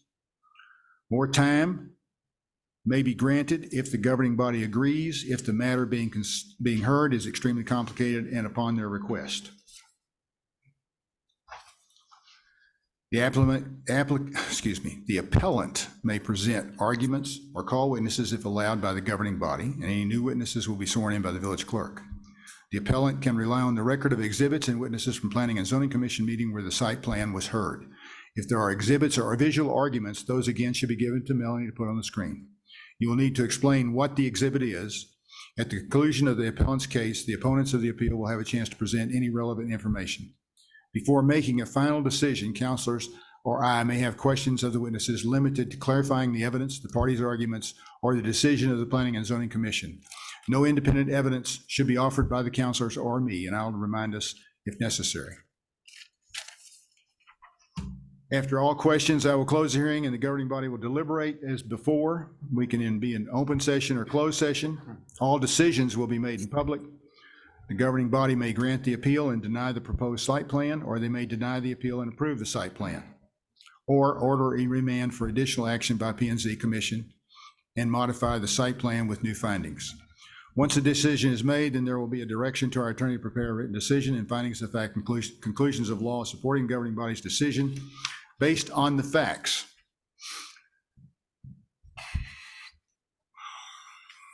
Hearing date will be set at the time of the vote. Are we going to do it at the next meeting, you think? How this is decision done? Ben? Let's wait to see what Okay, happens. okay. All right. So Laura, you want to start? Yes, sir. Thank you, Mayor, councilors. I'll do what I did before. I'll read the letter that I sent to the applicant. In this case, it was Melanie Romero, the village clerk, after the meeting, after the Planning and Zoning Commission meeting. It's very short. The Lori, village's site development plan application Lori? request. Sorry, I didn't get in after the mayor there, and I wanted to raise it. My bad. I wanted to raise it specifically with this case because this is like the Parks and Rec case we had before. We are the applicant as the village, so be very cautious about the ex parte and conflict rules. You folks are acting as the governing body. Just because the folks in the village are presenting the case doesn't mean that your role has changed. It's still a quasi-judicial role. Thank you. Okay, Lori. Sorry. Go ahead. Okay, thank you. So reading from the letter, the village's site development plan application request to upgrade the village complex parking lot at 4324 Corrales Road, install possible future EV chargers, and add a new animal control kennel facility was heard by the Village of Corrales Planning and Zoning Commission on December 14th, 2022. The 6 commission members present voted unanimously to approve the application, finding it compliant with Section 1845B site development plans. The approval was with the following 2 conditions. Condition 1, revise the drawings to remove references to recycled asphalt and change to crusher fines as per testimony. And that testimony took place at the meeting. It's in the minutes that are in your packets. Second condition, install a 6-foot buffer fence or wall on the north side where the new animal services building is being placed and the municipal property abuts a residential one. So that was the extent of the letter. So like I just mentioned, during the meeting and in the minutes, as you'll see, the applicant Village of Corrales testified that they were going to replace this RAP, recycled asphalt, with crusher fines. So on the site plan that our village engineer provided, it shows you they call it a parklet, I believe. It's in front of the community center. It adds some trees and plants. So those two additions changes the overall landscaping percentage to approximately a little bit more than 25%. So that makes the village compliant with village code. So I'm going to just read a couple of things really quick that demonstrate that. So Section 1840 landscaping requirements for non-residential development. It does say corner lots or double fronted lots shall provide a minimum of 15% of the lot as landscaped area. In Section 18162, which is our definition of landscaping, means the planned introduction of living plants such as trees, shrubs, ground cover, or grass, and non-living materials such as rocks, gravel, mulch, fences, walls, or paving materials. It doesn't include crops and fruit trees. So we did ask for and we did receive, since Mr. Grohlman did do what the commission asked him to do and revise the drawing. He sent us an email, the Planning and Zoning Commission's approval on December 14th of a change to crusher fines placement will provide for landscaping of more than 25% on the site, thereby meeting the landscaping requirement.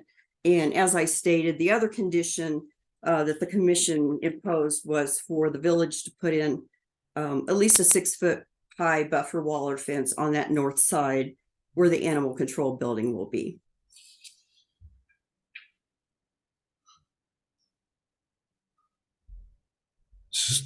Okay.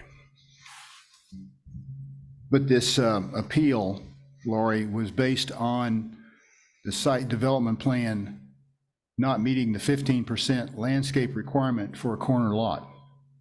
That's correct. But during the meeting itself, the village gave testimony that they were going to be not doing recycled asphalt and in fact putting in crusher fines, which do count per the definition of landscaping that I just read. So it was a condition of approval, which then puts us up to more than 25% landscaping.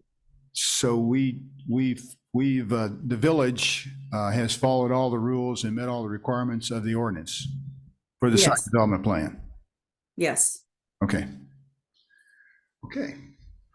Dr. Hashimoto, would you like to speak?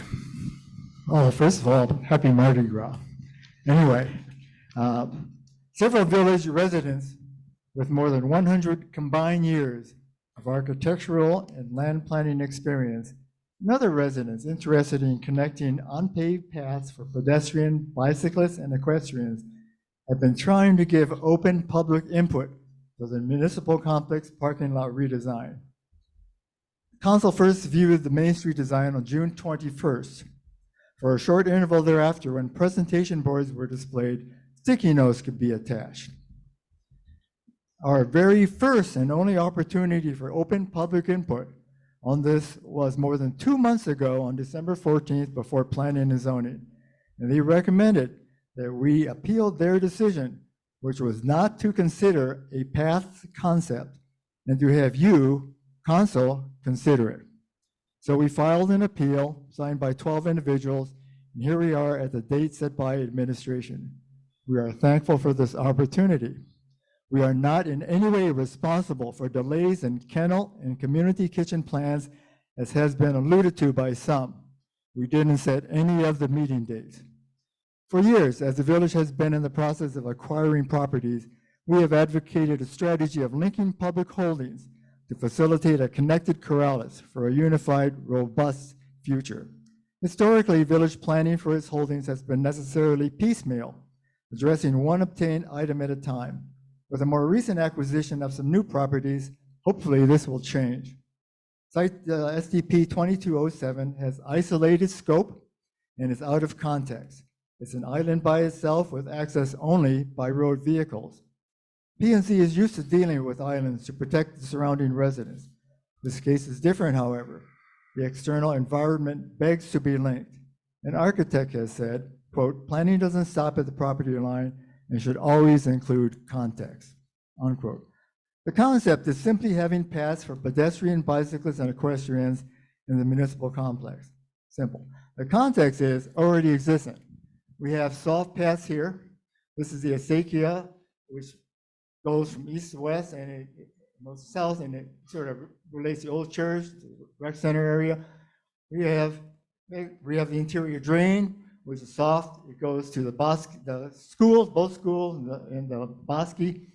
We have paths which go down, which flank the Gonzalez property. This is a Herman Gonzalez lane. It's on the north side of the Gonzalez Fields.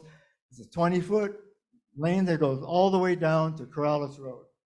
And these are all existent. They're already here. So the context exists for soft trails. And on paved, and none of this is dependent upon the village owning this Gonzalez property.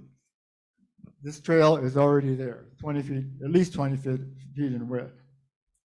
With paths through the municipal complex, unpaved paths on the west and east side of Corrales Road can be linked. The current crosswalk could be moved 100 feet north. Multiple options exist for that crossing. Most of these unpaved paths belong to the MRGCD, which has stated, quote, ditches and drains provide supplemental wildlife and fish habitat, as well as greenways and natural areas for people to enjoy, unquote. Probably hundreds of people from Corrales use ditch banks daily for recreation and transportation. I do, and from my house along a ditch bank, I see many others doing the same. The concept, passed through the complex, underscores that transportation in the village doesn't only have to be by road vehicles. It can be by foot, by bicycle, and by horse. With this network, kids can ride on bicycles from the schools to the rec center. Horse riders can ride from the Top Form Marina to the Bosque. There exists no logical place along Corrales Road where this can happen. This linking is most consonant with future village plans, including Gonzalez Trails, you've heard about Gonzalez 3-acre acquisition, interior drain project, pedestrian access route, arts and cultural district, etc. They are all linked to and benefit from linking paths. The concept has been endorsed by horse, bike, pedestrian advocates in the community. During the planning and zoning sessions, commissioners were supportive. None had any negative comments. Thank you. Pat? Thank you.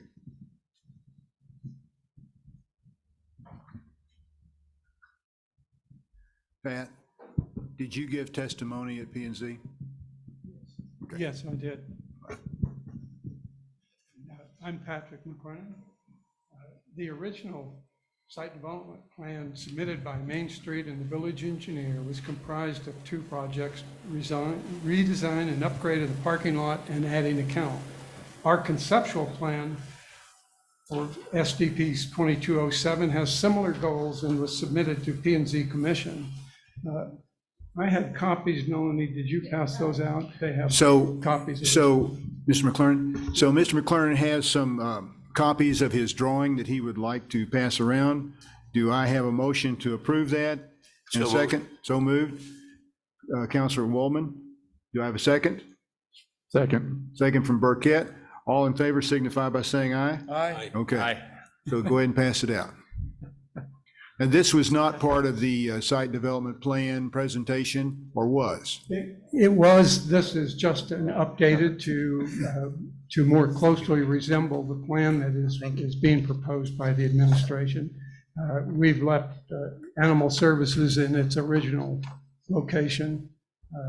But really what we wanted to convey is that this really is an example of just a possible plan. It's a conceptual plan that tries to incorporate trails. A concept for trails requires an easily understood direct path, thus a bisecting line through the municipal center. An indirect path is rarely successful. Protecting trails with priority over automobile traffic without degrading parking can be accomplished. Equestrian trails and parking lots are not a preferred mix, but horses can be given a short misdirection south on a dedicated soft path and continue east along La Entrada. Closing the north entry exit to autos for increased safety reduces vehicle turning conflicts with pedestrian, bikes, and horses.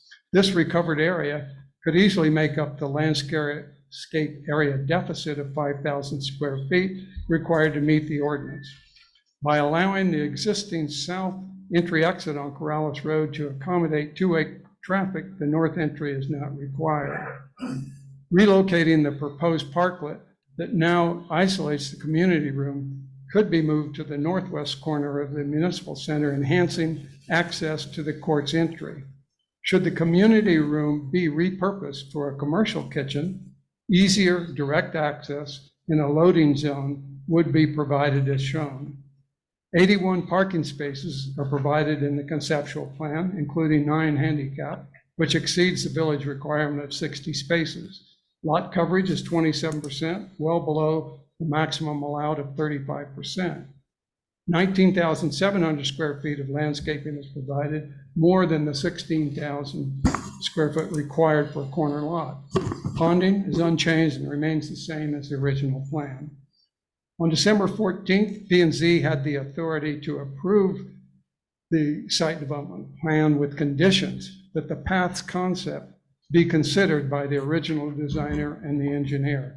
But P&Z's recommendation stopped short. From the minutes on line 559, motion maker Commissioner Harper stated, "We can't order the village engineer to come back with a revised site development plan unless we have spotted a violation of the current code. To require the village engineer to make substantial changes, like realigning the parking or adding a pathway, is something that council would do, and we have no authority to do this." And on line 585, Chairperson Black stated, "I think it is a missed opportunity, and I would like to see us be very intentional as a village in thinking how we can better integrate the assets we have and to make them accessible with different modes of transit. Again, I think the plan before us is compliant, but it could be much better." But I think that's the role of the village council. They approved the site development plan and referred the paths concept to council. Thank you. Terry, did you speak at I did, sir. the? Okay, thank you. I'm Terry Brown. I live at 2 Dancing Horse Lane. Mayor, councilors, I am an architect emeritus.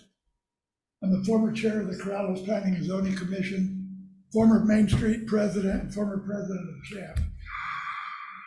On December 14th, the Planning and Zoning Commission decided to not consider a safe pathway layout for pedestrians, horse riders, and bicyclists through the municipal complex. They told us to discuss this with you. If that decision is correct, here we are today.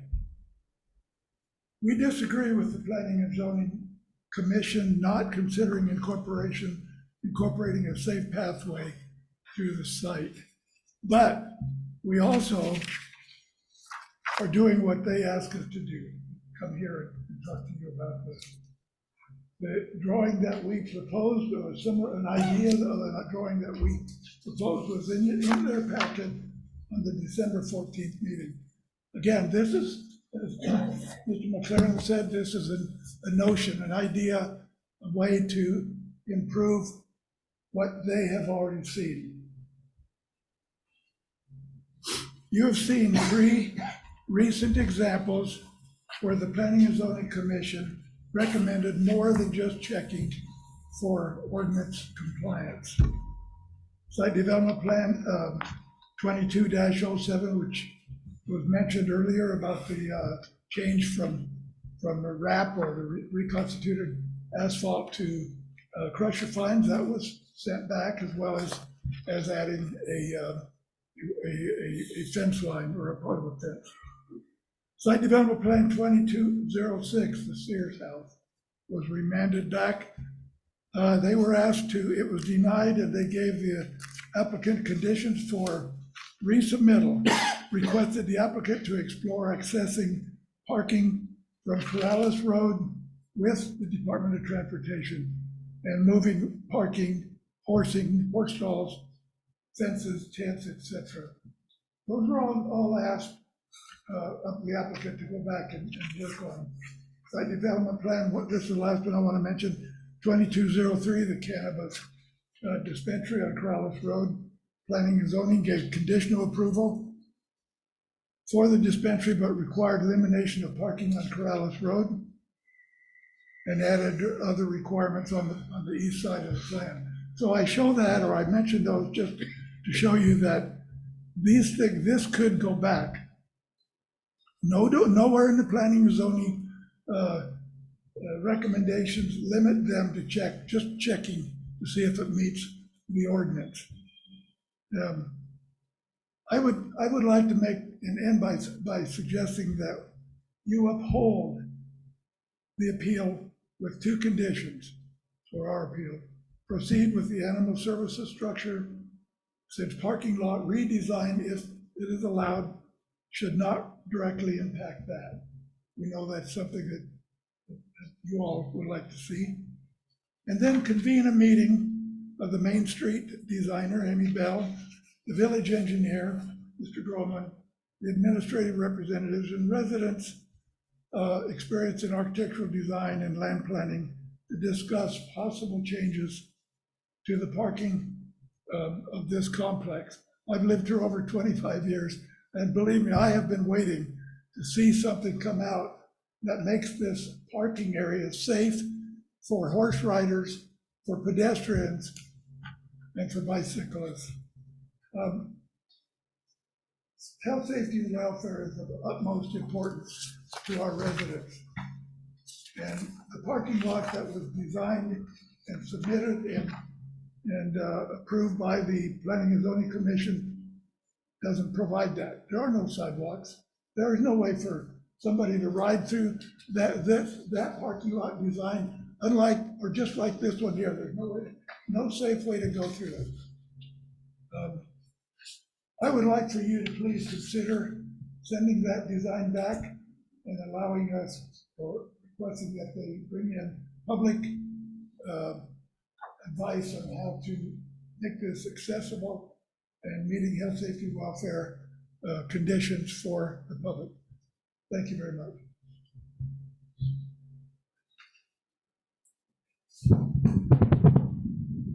I'm just wrapping this up.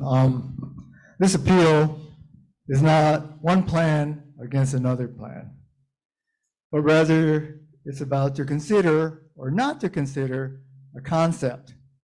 It is rather to allow residents with many decades of expertise in architecture, land use, and planning to contribute, or not to allow to contribute. That's what it's about. In this room right now, actually, there are 3 architects, land use planners, who have well over 100 years of experience. They're willing pro bono to give their time. Some of them have worked for the village in different projects. They want to contribute. We've been blocked out so far.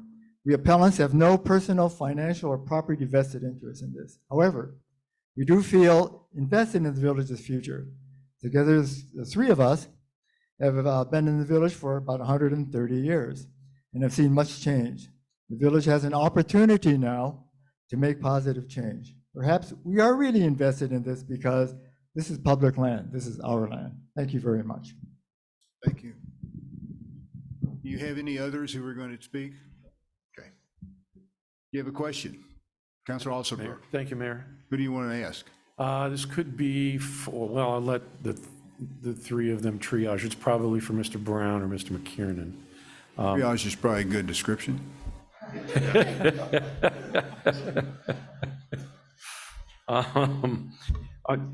Could you describe for us a bit the consideration, concerning the plan that was just handed out? Can you describe for us any considerations to the altered traffic flow by eliminating the north entry, which is basically a driveway onto a 2-lane road? And instead, the traffic is going to shift onto La Entrada and be exiting that way. Excuse me, that's ridiculous. There's not a lot of traffic. Sorry, that was my phone, ridiculous. No, it was not an editorial comment for you. There's not a lot of So I just want traffic to describe that. in and out of here unless you try to get in line for the senior center lunches, which generally flow in through here and come out this way. Okay. So that doesn't stop that.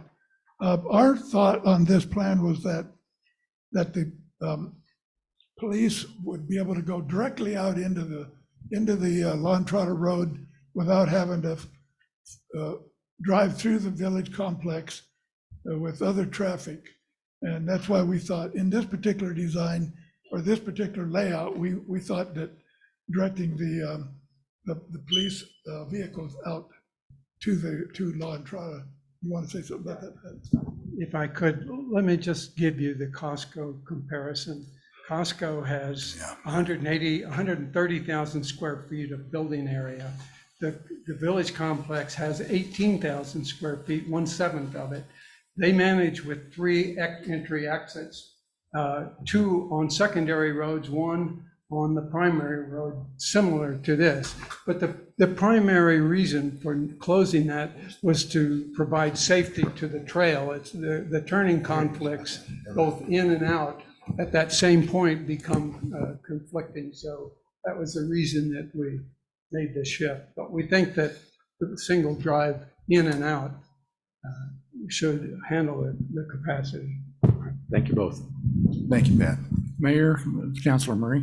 Yes, Councilor Murray. This is for, I presume it would be Pat McLaren since it was his design. In non-residential development, there is no really government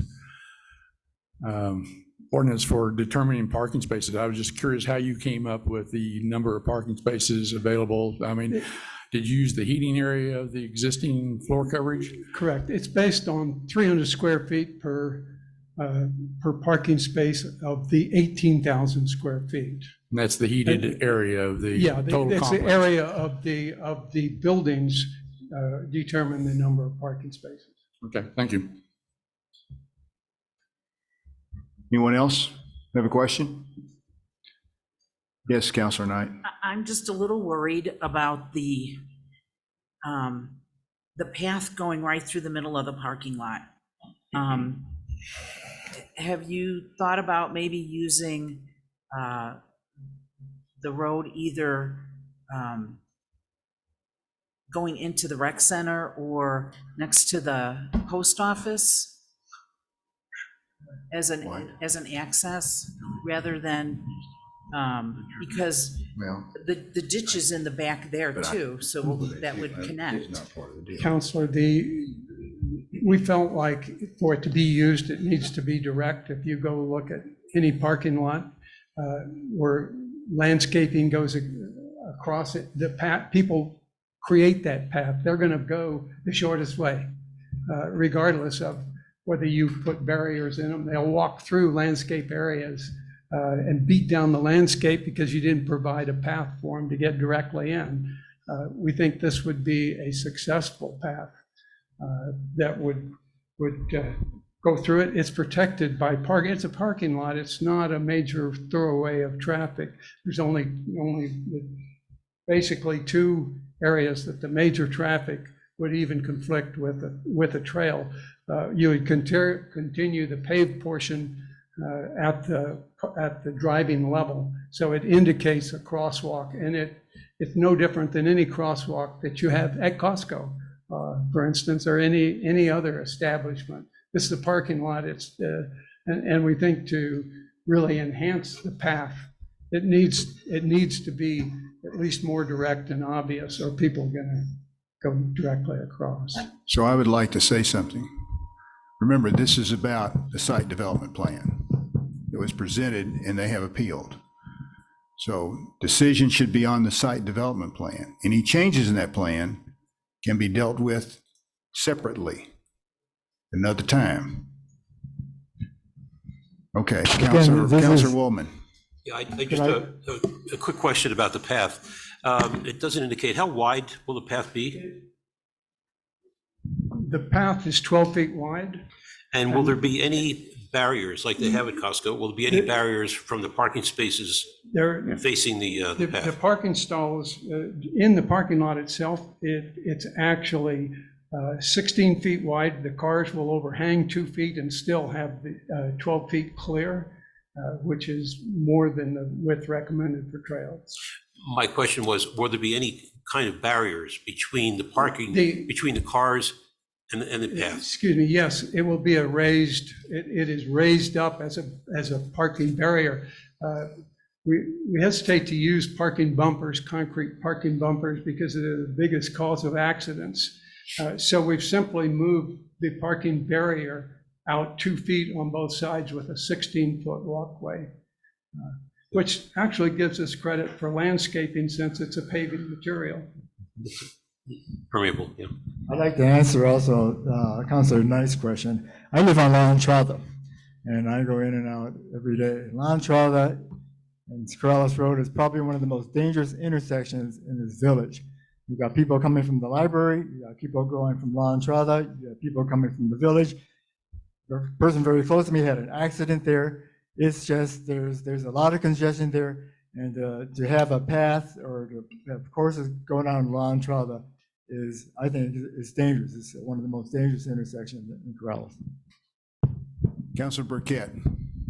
Thank you, Mayor. So just to kind of, I think, echo what you said, we are asking a lot of very specific questions about a counter proposal that's not currently being appealed, which I think is probably a waste of our time in this particular venue. I do, however, want to have all of these discussions, and I am curious. I don't think we have grounds in my mind, and I know I'm getting a little bit ahead of myself, to deny or to support this appeal, because I think it does meet all of the village protocols, but I don't know that this site development plan should have been submitted without us being further along in the design process, further along in the community input process, and needed to be voted on, at least as a concept, by the councilors. And I think we've kind of painted ourselves into a corner here that we're going to have to approve a site development plan that we're going to make significant changes to, that's probably going to have to go back to planning and zoning because we didn't do any of those steps earlier in the process. So as a council, what do we do if there's not a path in my mind to deny this site development plan, but also to say that we don't think it's a legitimate site development plan because it was not discussed with the citizens or with the governing body? So the site development plan was available for perusal and evaluation and questions. Correct. And it was presented here by Amy Bell on Zoom on June 21st, 1922. A different version of this, though. There was no animal services on that site development plan. That No. discussion Wait a happened second. after. Wait a second, I'm still talking. So the reason there was none is because at that time, we had not come up with a plan. But since the site development plan was already done, we've just determined that we had enough space to put that in there without impacting our impervious surfaces. And so we did that. And it's a placeholder, just like the EVs are placeholders, because we wanted to see how much of the surface we were covering. Now, had we brought that here and gotten a vote and you said, oh yeah, this is really great, and then we go to site development and there's an appeal, we're in the same boat again. So what we're asking is you approve, you deny the appeal, and as we move forward in doing all these other plans that we have, the commercial kitchen, the animal control facility, which we'd like to get taken care of, we can certainly discuss a trail that goes through the middle of the village parking lot. And we can use some sort of we can ask Amy Bell, for example, as one person who could look at it. And yeah, it'll cost more money. Right. But you want it done right, correct? Correct. All right.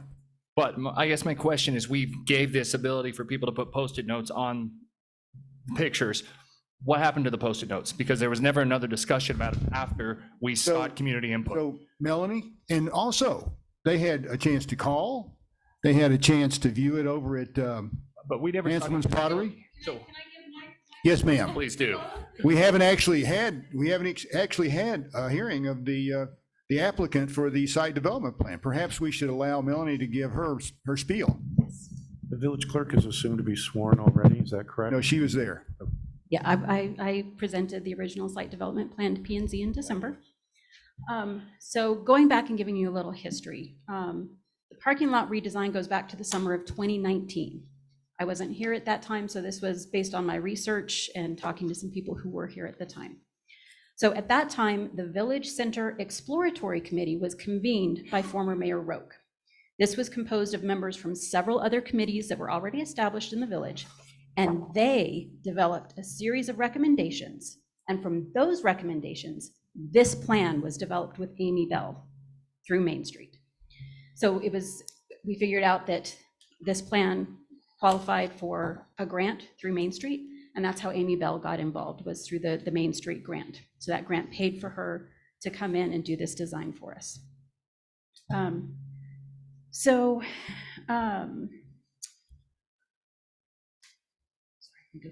in January of 2020, all of the initial design layout options were reviewed. And at this point, I'm not sure who did that review. I just know it was done. I was assuming from my research that it was done by this Village Center Exploratory Committee. And they helped Amy create these visualizations and these renderings with the intention of putting them out for public engagement. Unfortunately, everything got put on hold because of COVID. So then in early 2022, we had a meeting with Angela Gutierrez from Main Street, Amy Bell, Ron Curry, I believe at the time that was still Mayor Roque, and myself. We sat down and said, okay, we now have funds from capital outlay that expire in June of 2025 to go towards this project, the parking lot project. How are we going to proceed? And that's when we made plans to bring the proposal here to council to show to everybody. That was done in June. Following that presentation to council, we had the boards up in the community center for several days, and that's where the Post-it notes came into play. Then we also had the plans available in the lobby of Village Hall for a month. From there, they got moved to Hanselman Pottery, and they were there for about another 2 weeks. We did talk to the library to see if we could put the boards there for more public comment. It was determined we didn't have enough space at the library to do that. We did approach Ex Novo to see if we could put them there, because we thought, hey, what better place than Ex Novo to get public comment on these? And again, there wasn't really space for us to do that. And you asked what happened to the all those public comments. We also had a little box where people gave us comments. And so all of these comments will go back to Amy Bell, and Angela took a look at all of these. We got some great comments like, can we incorporate covered parking that includes solar? And it'd be great for staff to have a place to park in the shade in the summertime. So, and as Mayor Fahey said, this was kind of a chicken and the egg situation. Do we go to council and get your approval first and then go to P&Z and hear, oh no, you can't do that because that's more than 35% of your lot coverage? Do we start with P&Z and then, run the risk of council saying, hey, we never got to approve this? So we made the decision, let's start with P&Z, see what's possible. The site development plan is just a plan. It's not set in stone saying, this is what we're doing. This is us saying, hey, this is the feedback we got from the community. This started back in 2019 with a committee that was called specifically to look at this parking lot issue. So yes, it did get public involvement. I wasn't here at the time, so I don't know how it was advertised, but I do know that Mayor Roque and Mayor Fahey both mentioned this parking lot design in their mayor's messages at least 5 times from the time that this started in 2019. I know there were at least 2 articles in the Corrales comment that talked about, hey, the administration wants to do this. If you have ideas, contact the village clerk, contact the mayor, email us, let us know your thoughts.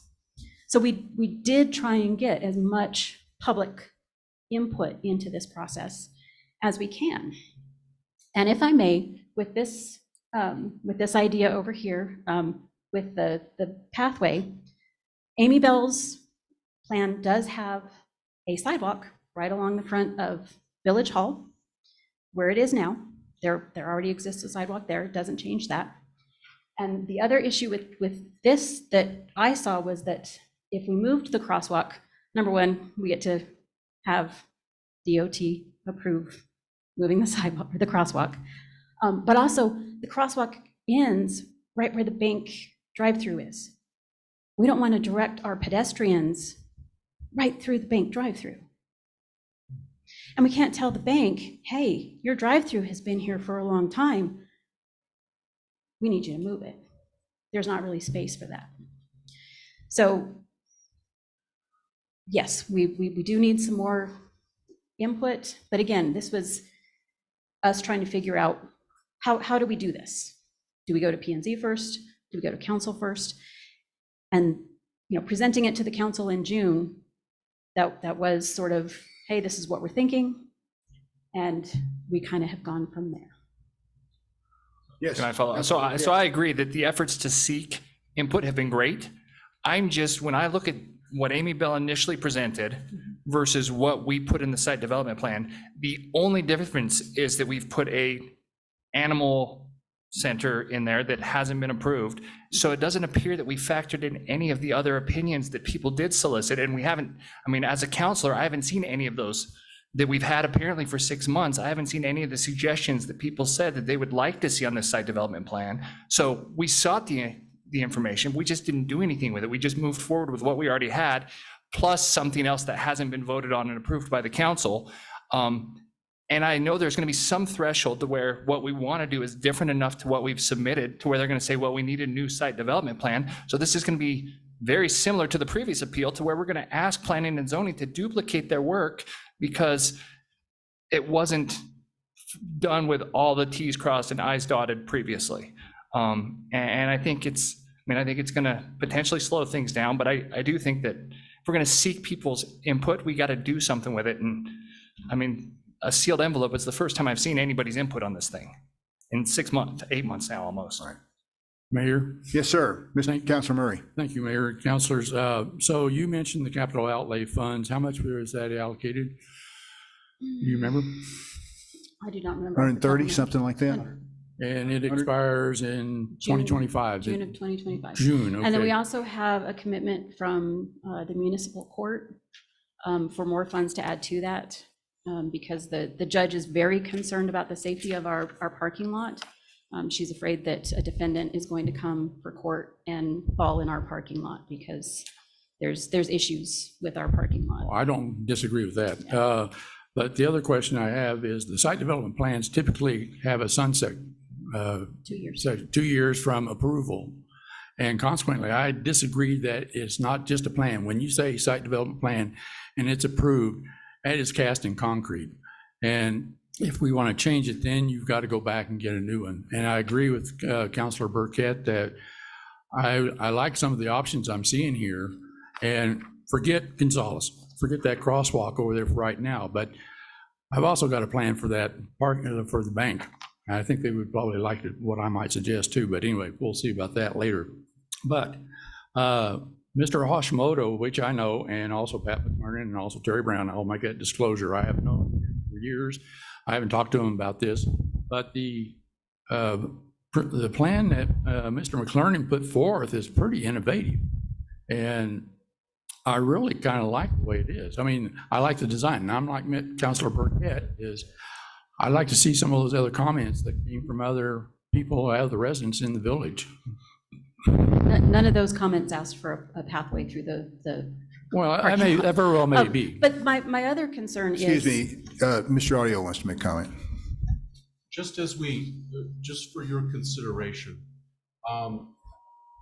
as the administration was confused about the cart and the horse, the public has also now, they're weighing in on an appeal with an alternate plan.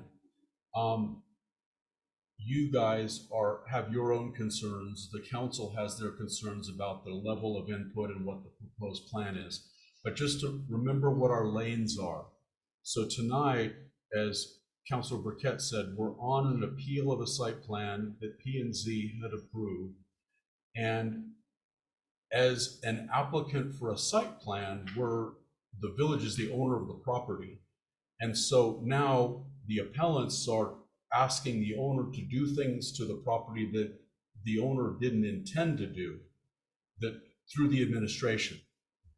Your role would be to ask the administration, if this isn't the plan you want, to let's start a process to revise that plan. That shouldn't happen on the appeal of a site plan because it's not the proper forum for it. The proper forum would be review process as we have been discussing. So the question, as you've said, is how do you get there then? Well, you approve it, and then if that is not what you want as you proceed forward, you work with the administration to change it. But then, yes, you're absolutely right. You'd have to go back for another site plan. But changing it with public input at this time on a proposed site plan that has met all legal requirements is it really is mixing apples and oranges.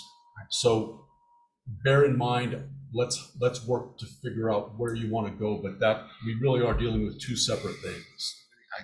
Councilor Burkett. So I've asked this exact question in this exact seat several times over the past 6 months is, should we be doing a site development plan? Should we be doing an appeal of a site development plan? Because I feel like the process is out of right. And I've been told each time, no, this is the way we're going to do it. And it didn't make sense then. It clearly doesn't make sense now. I feel like we're in a position now where we have no move but to deny the appeal because I believe it does meet all of the standards that the village has set forth, knowing full well that it's not going to go anywhere beyond that because we don't like the plan in its current version.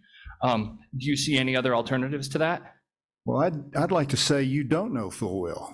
We've just talked about some of this stuff seriously in the last hour or so, and I think you're being a little unfair to the administration. I think we've been attentive and listened and have tried to make things work. Right. And sometimes it's very time consuming and difficult. But I would say I would like for you guys to deny this appeal so we can move forward on our plans. And even if we have to do another site development plan, which I don't understand why we have to do a site development plan either. I've said that a number of times. But I've been told that's what you do in the village of Corrales. Anyway, I'm not finished yet. Okay. Anyway, we can certainly sit down and discuss the changes you would like to see. Whether we can do them or not, it's another deal. It's another thing we have to consider. I know some of the things, or I know at least one of the things that you would like to see different, but that's not a possibility, actually. And I'll be happy to tell you why. In an open meeting when we can sit and discuss many things. Okay, Councilor Murray, go ahead. Thank you, Mayor, Councilor. So now I'm almost brain dead. Well, that's why I kept talking. I didn't want you to interrupt me. No. Okay, come back to me. So one of the most important things about this site development plan is the animal services building, which is included. It's imperative that we get this building and structure built for the animal services folks. And as much as I would like to see, and I agree with Attorney Audio that maybe we should go back and revisit the design later on, but I think we need to get the animal services facility built, and approval of this site development plan is about the only way we're going to do it. Because if we deny the appeal, I guess we'll move forward with that, right? So nothing's happened on that because of this. Well, I know, but I mean, if we deny the appeal, the site development plan stands as approved. So I need to correct me on this, Randy. But even if this appeal is denied tonight, we have to wait because someone else can make an appeal based upon what we decided tonight. Yeah, but there's a time limit on that, correct? 30 days. 30 days. We have to wait 30 days. Well, we don't want to wait 3. No, but I mean, if we approve the appeal, we're doing the same thing, right? We still have a 30-day Sure. window Because where it's been gonna be- appealed, yes. So So approve it. Yes, sir. Well, I'm just wondering, with possible appeals, with a new development plan, more discussion, without building an animal services structure now, we're moving into summer and we have totally inadequate facility now. If we move into summer, it's going to be a really critical situation. Where the animal services building is currently proposed would not at all affect either plan. Shouldn't. We could go ahead and build that wall. We can go ahead and order the building. It's going to take 2 months. 2 months. 2 to 3 months. Randy, is there any way that we can call that out? No, the entire plan has to be approved? The plan would have to be approved because that is a new construction. This is the only way that it has been presented. And I think you have to approve the site plan, then, and then that could proceed. The Animal Care Center could proceed. Then the global discussion could be had. Is this the plan we want to go with, or do we need to amend the other features of the plan? And the way to do that would be to deny this appeal and then wait the 30 days? Correct. Yes, John. Thank you, Mayor and councilors. Just to quickly summarize, I understand what I'm hearing about the basis of the appeal and possible actions. I do just want to make a comment, and I think you've heard it from several of us, that inspiration and vision are difficult things to manage programmatically. And yes, this particular vision was a little late to the party, but it is a vision that has a lot of elements that I think would be quite satisfying to most Corraleños. And so I will take the administration's word, although I can't do anything about it with a vote tonight, but I would hope you've heard what we're saying here. Absolutely. That we do need to take this into consideration. Sure. Okay. And also, may Yes, I Jess. just say real fast, the Amy Bell's plan is still just a conceptual drawing. We haven't actually hired anybody to do an actual plan, correct? I mean, we still need to hire a contractor to build it. And there's things that can be adjusted in the plan there as well. And so, you know, I don't know how much we can adjust going forward on, but it is a conceptual plan. Sure. It's just like Mr. McClernand's. Yeah. Yes, sir. Councilor Mira. Thank you, Mr. Mayor. I've heard two things, and I just want to make sure that I've heard them correctly. In the beginning of this conversation, we talked about the fact that the plan, the site plan, is movable, or we can make a few changes to it. And then I also heard tweaks, that's a good word. Then I also heard that, you know, it's set in stone once it's done. So I don't know, I did a site plan for a cabin I had up in the mountains, and it was like very, very minimal, you know, went out there and they said, okay, that's fine, you're gonna put a cabin there, whatever. And so I could make some arrangements around that. I'm still with that thought process.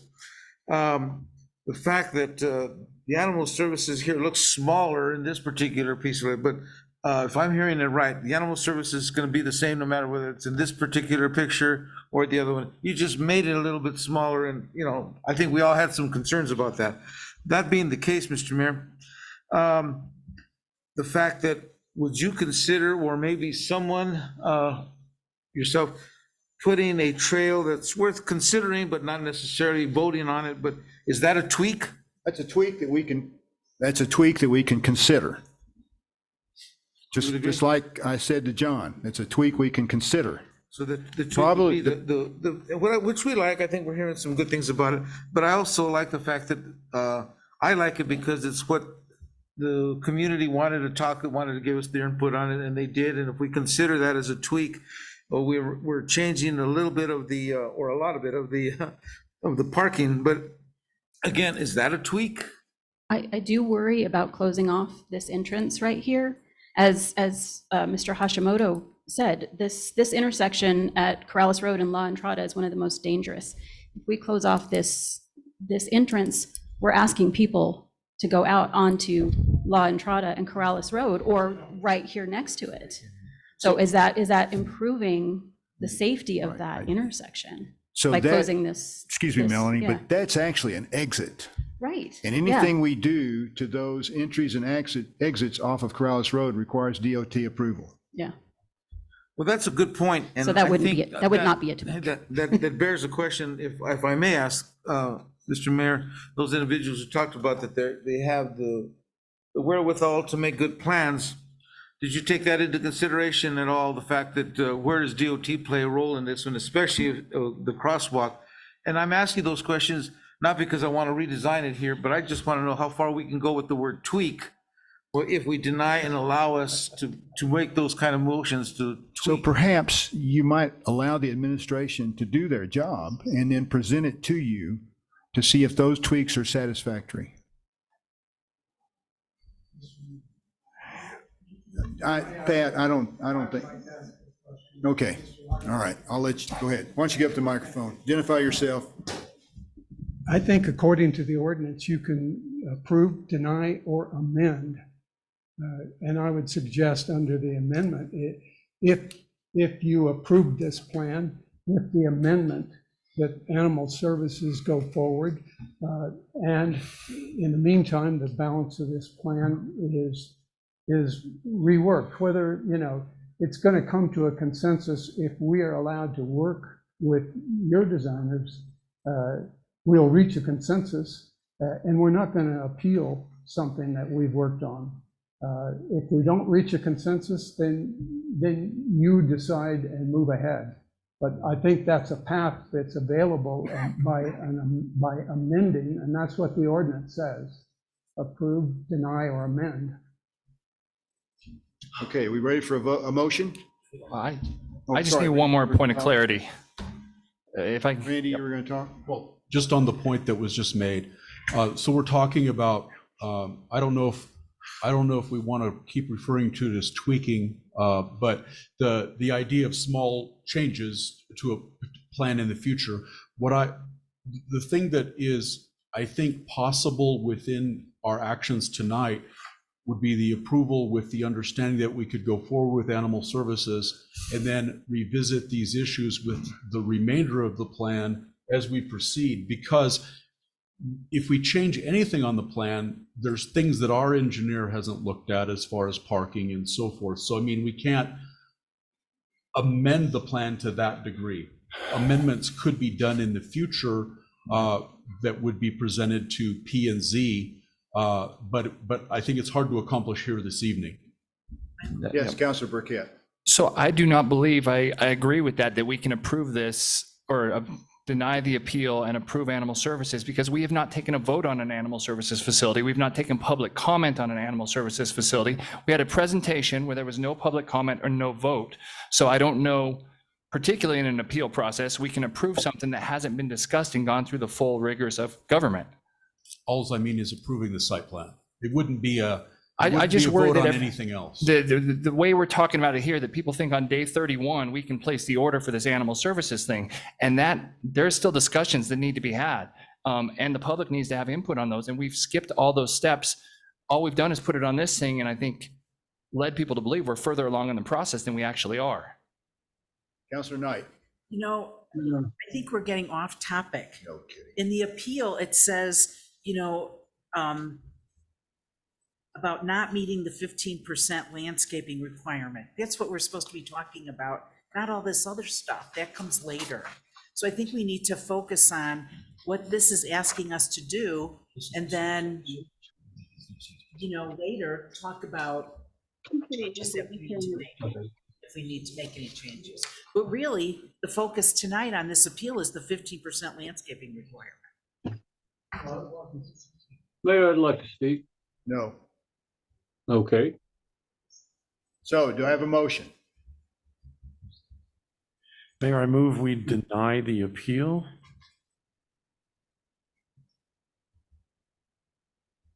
Second? None. No. I mean, I'll second it because I think per the rules of I the have a appeal. motion from John Alsbrook to deny the appeal and a second from Councilor Burkett. Now we can discuss anything else or any amendments people would want to add. I mean, I don't think we can do an amendment. Councilor Murray? Appeal. Yeah, thank you, Mayor, Councilors. I think we're between a rock and a hard spot right now, but the Planning and Zoning Commission approved this site development plan with the animal services placement in the north end with the two conditions, 6-foot fence, and then the replacement of the wrap with pressure fines. At this point in time, I'm inclined to go with that site development plan approval, only because the animal services needs to be done. There's no argument there. I mean, we got a 30-day window whether we deny or approve this appeal. So I think it's upon us, though, to keep the conversation going about the design of the parking. The only issue I really have is we'll expend funds possibly that might be wasted if anything's done to the parking. Now, granted, we need to obviously pull up the pavement that's over by the judge or in this council area. Also the concrete pad over by the community center. That all needs to be done, but I don't want to expend too many funds making improvements that we're going to come back in later and possibly change and have wasted that money. So I'm going to make the hard decision, at least from my point of view, is to deny the appeal, and let's hold the administration to their feet to the fire to come back and look at this with the new or improved design based on comments from the public or us or Mr. Hashimoto, Pat McClernand, Terry Brown. They're all valuable members of the village, and I think their opinions are really valuable, and their expertise is also needed as well. Thank you. Councilor Waldman. Mayor and Randy, what would the procedure be to move forward with the animal services building? Councilor Burkett has some concerns that we haven't fully discussed it. It's been approved on the site development plan. You know what, I have those same concerns. He's not the only one, so just let me know. We have full funding for that, and I'm just wondering what the procedure is move forward to get that done. So Melanie, we would have to wait probably 30 days and then place an order. We still have a slab if we decide that that's the appropriate place. Yeah, we have a quote from Facility Build for laying the cement slab. It has come in higher than what we discussed with Dennis Friends. So we're having that discussion with Dennis Friends. Their next meeting isn't until April. So we're still going to have to wait to find out if they're willing to fully fund that project. So the original plan had been, if this was approved by P&Z, we were going to present the animal services plan to the council following the meeting, but the appeal kind of threw a wrench in that plan for you to discuss the animal services. Thank you, Melanie. I think my question really was, given Councilor Knight and Burkett's concern, we haven't fully discussed the animal services structure. How do we get to that point? And can we call that out? The structure itself, you mean the building? Not the physical structure, but the concept. Okay, so I'm a little confused. Originally this was brought by you, wasn't it? Yeah, no, yes. And I fully support the design, the concept, the placement, and getting it going. My concern is that there are councilors who have some concerns about the building. And how do we get to the point where we can have that discussion and get that settled and move forward? Oh, we'll just schedule it. We'll find a time and schedule it.